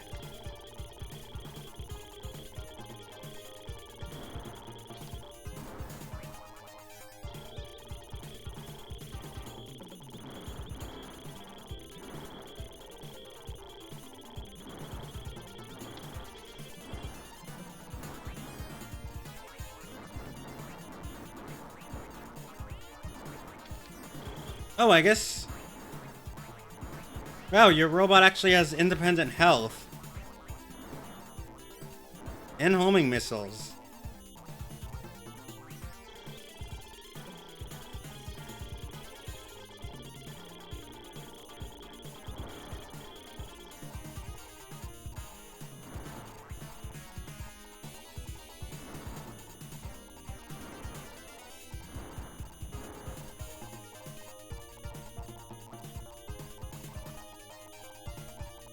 Yeah, like there was a Sega Rally Championship Plus, but that might have just been a Japanese release. I don't remember now.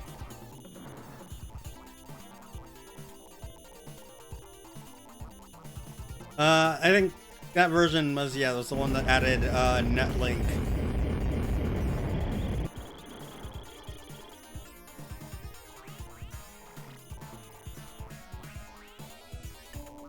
Okay, so I guess if we get beams for both of them. Although the beam for the mech only fires behind you.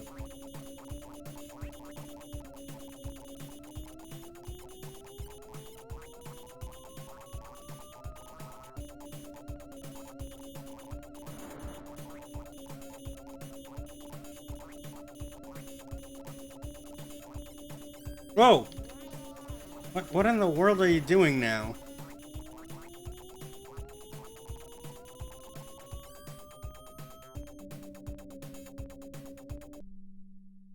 I guess, yeah. Wait, do I start all the way back here? Kinda weird.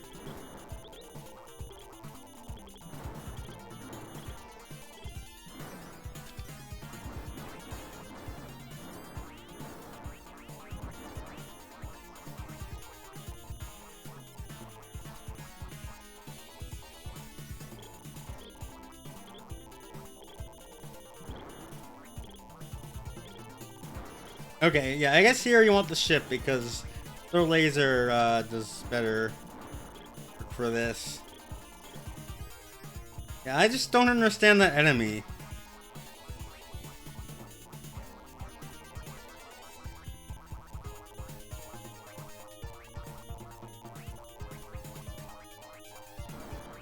Fortunately, without the bomb upgrade, our missiles are quite a bit weaker.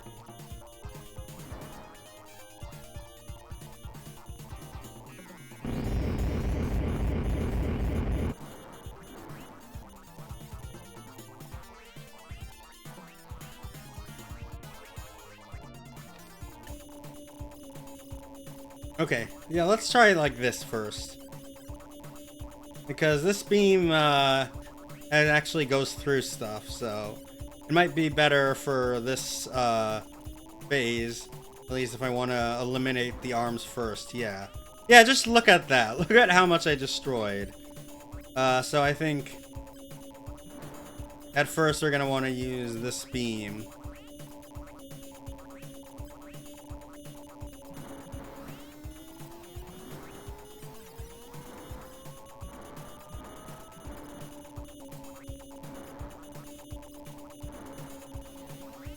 Oh no, there are more arms.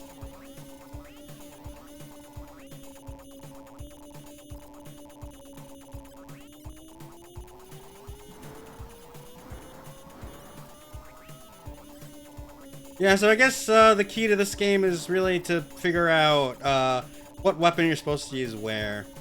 It's kind of like R-Type in that regard. Like, the R-Type has been referred to as a thinking shmup, even though it's really more of a memorize 'em up, but it's kind of the same thing here. If you don't know what particular tool you're supposed to use in a certain area, you're not going to have a good time.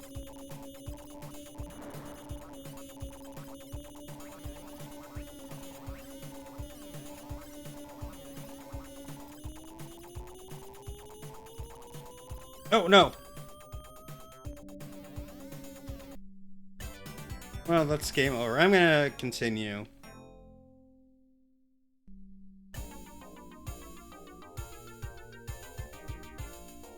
Yeah, I tried R-Type. I got through the first stage just fine. Oh. Whatever.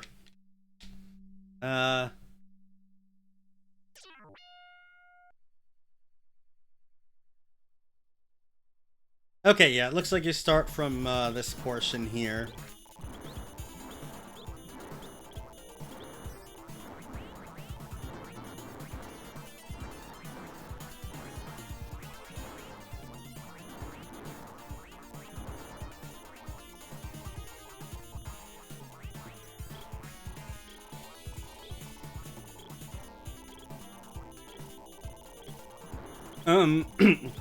And sometimes I could do that, and sometimes I would just utterly fail then, so never bothered to learn it past that point.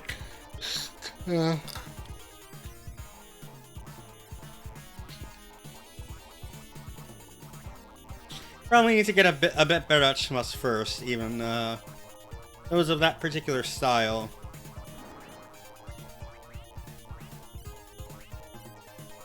Okay, why is that one so much harder to defeat than the other one?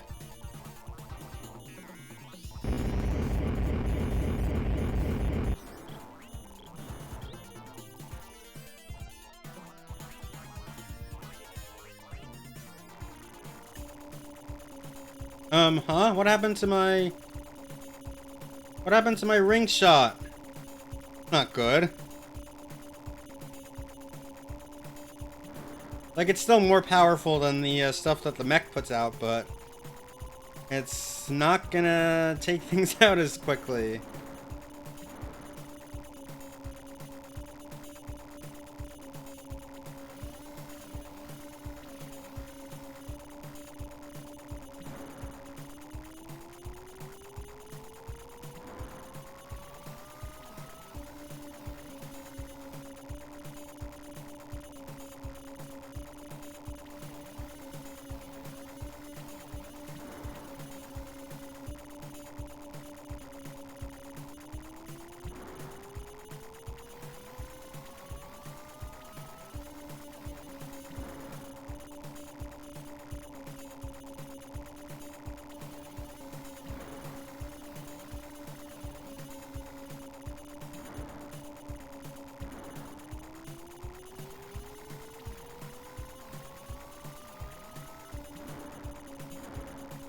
I'm trying to take out the bottom part, but it's kind of hard when, yeah, you have to move forward, and that,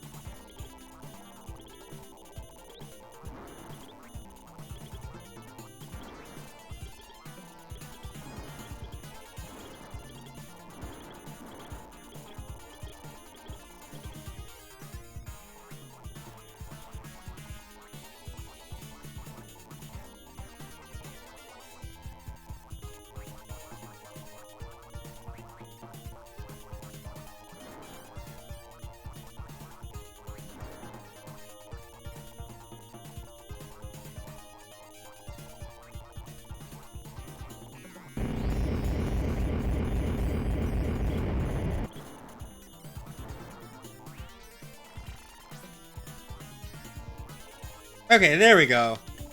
I guess it matters what order you pick those power-ups in. Even though they both say beam on them. I guess they do different things.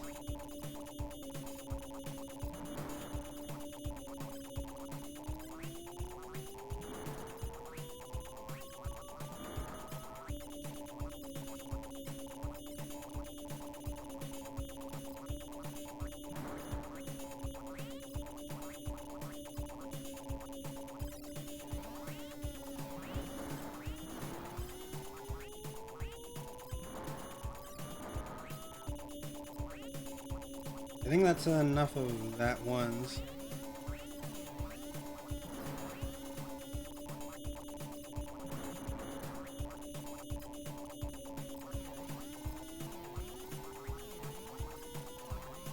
Yeah, if I stand back here, that gives me more room to actually dodge these orbs. Okay, I think I have a... No, I should...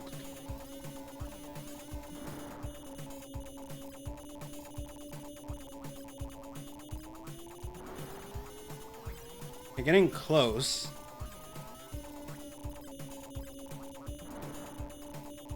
Yeah, you know what?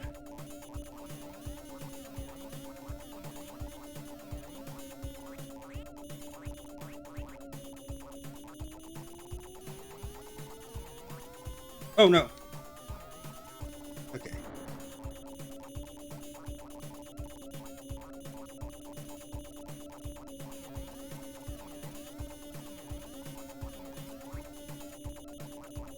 Oh, no.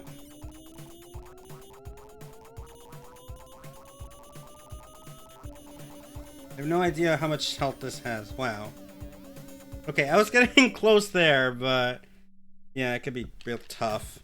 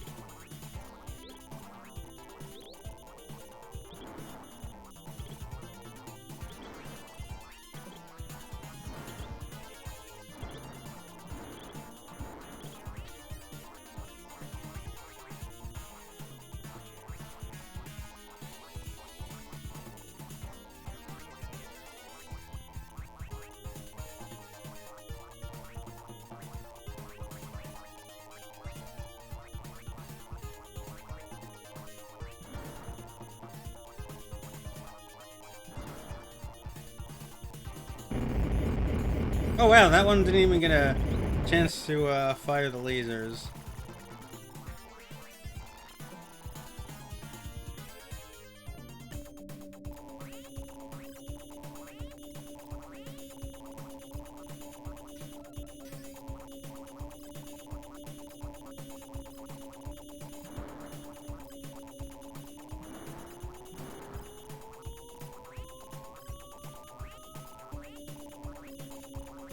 I'm actually wondering if the bottom legs really matter. Maybe I should just try focusing on well,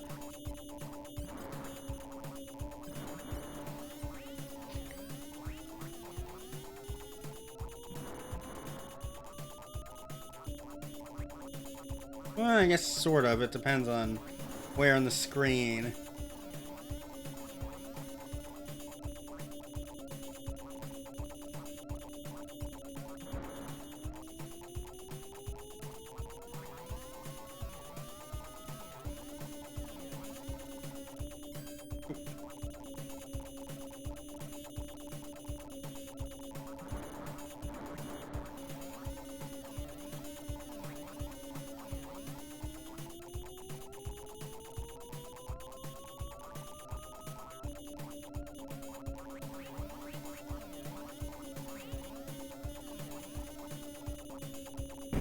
Oh! Ah! Ah, sorry about that flashing.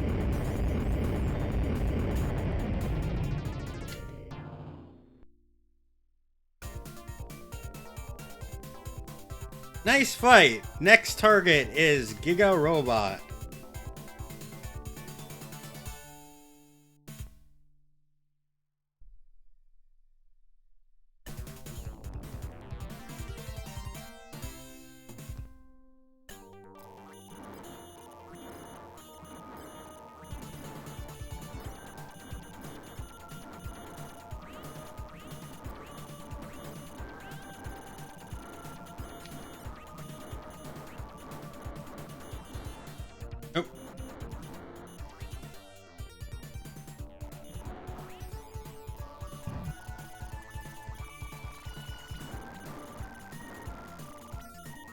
Cause this power up, this at least in the robot, it gives you bouncing shots, but I'm not sure what exactly it does for the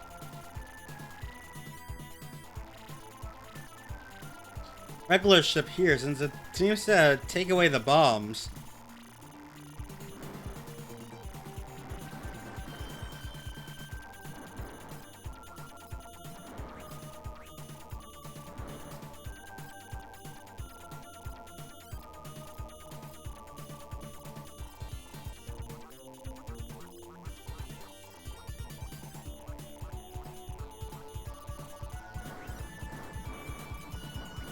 Oh yeah, that beam makes very quick work of that mini boss.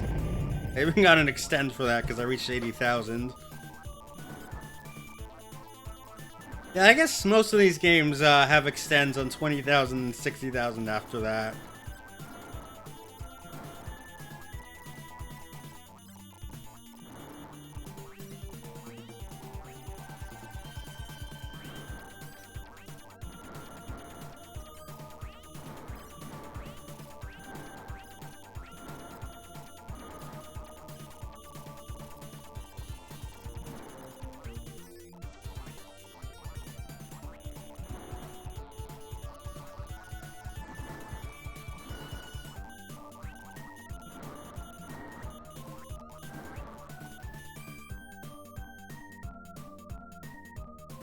Oh, that was my last health for the robot.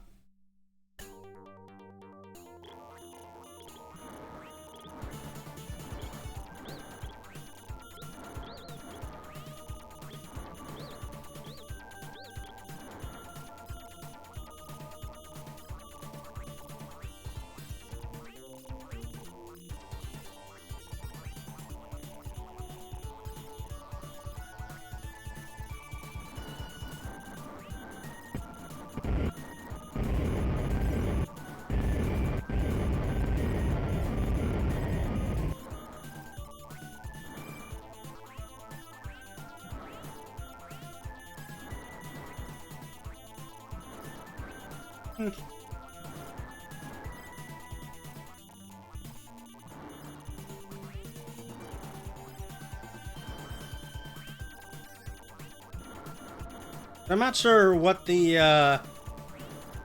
what the deal is with taking out those mechs, if that accomplishes anything other than points, but I might as well do it anyway.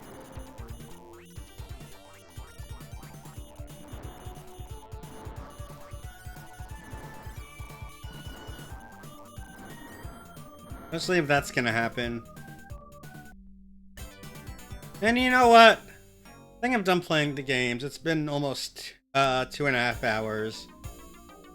And that is all that we are going to be looking at.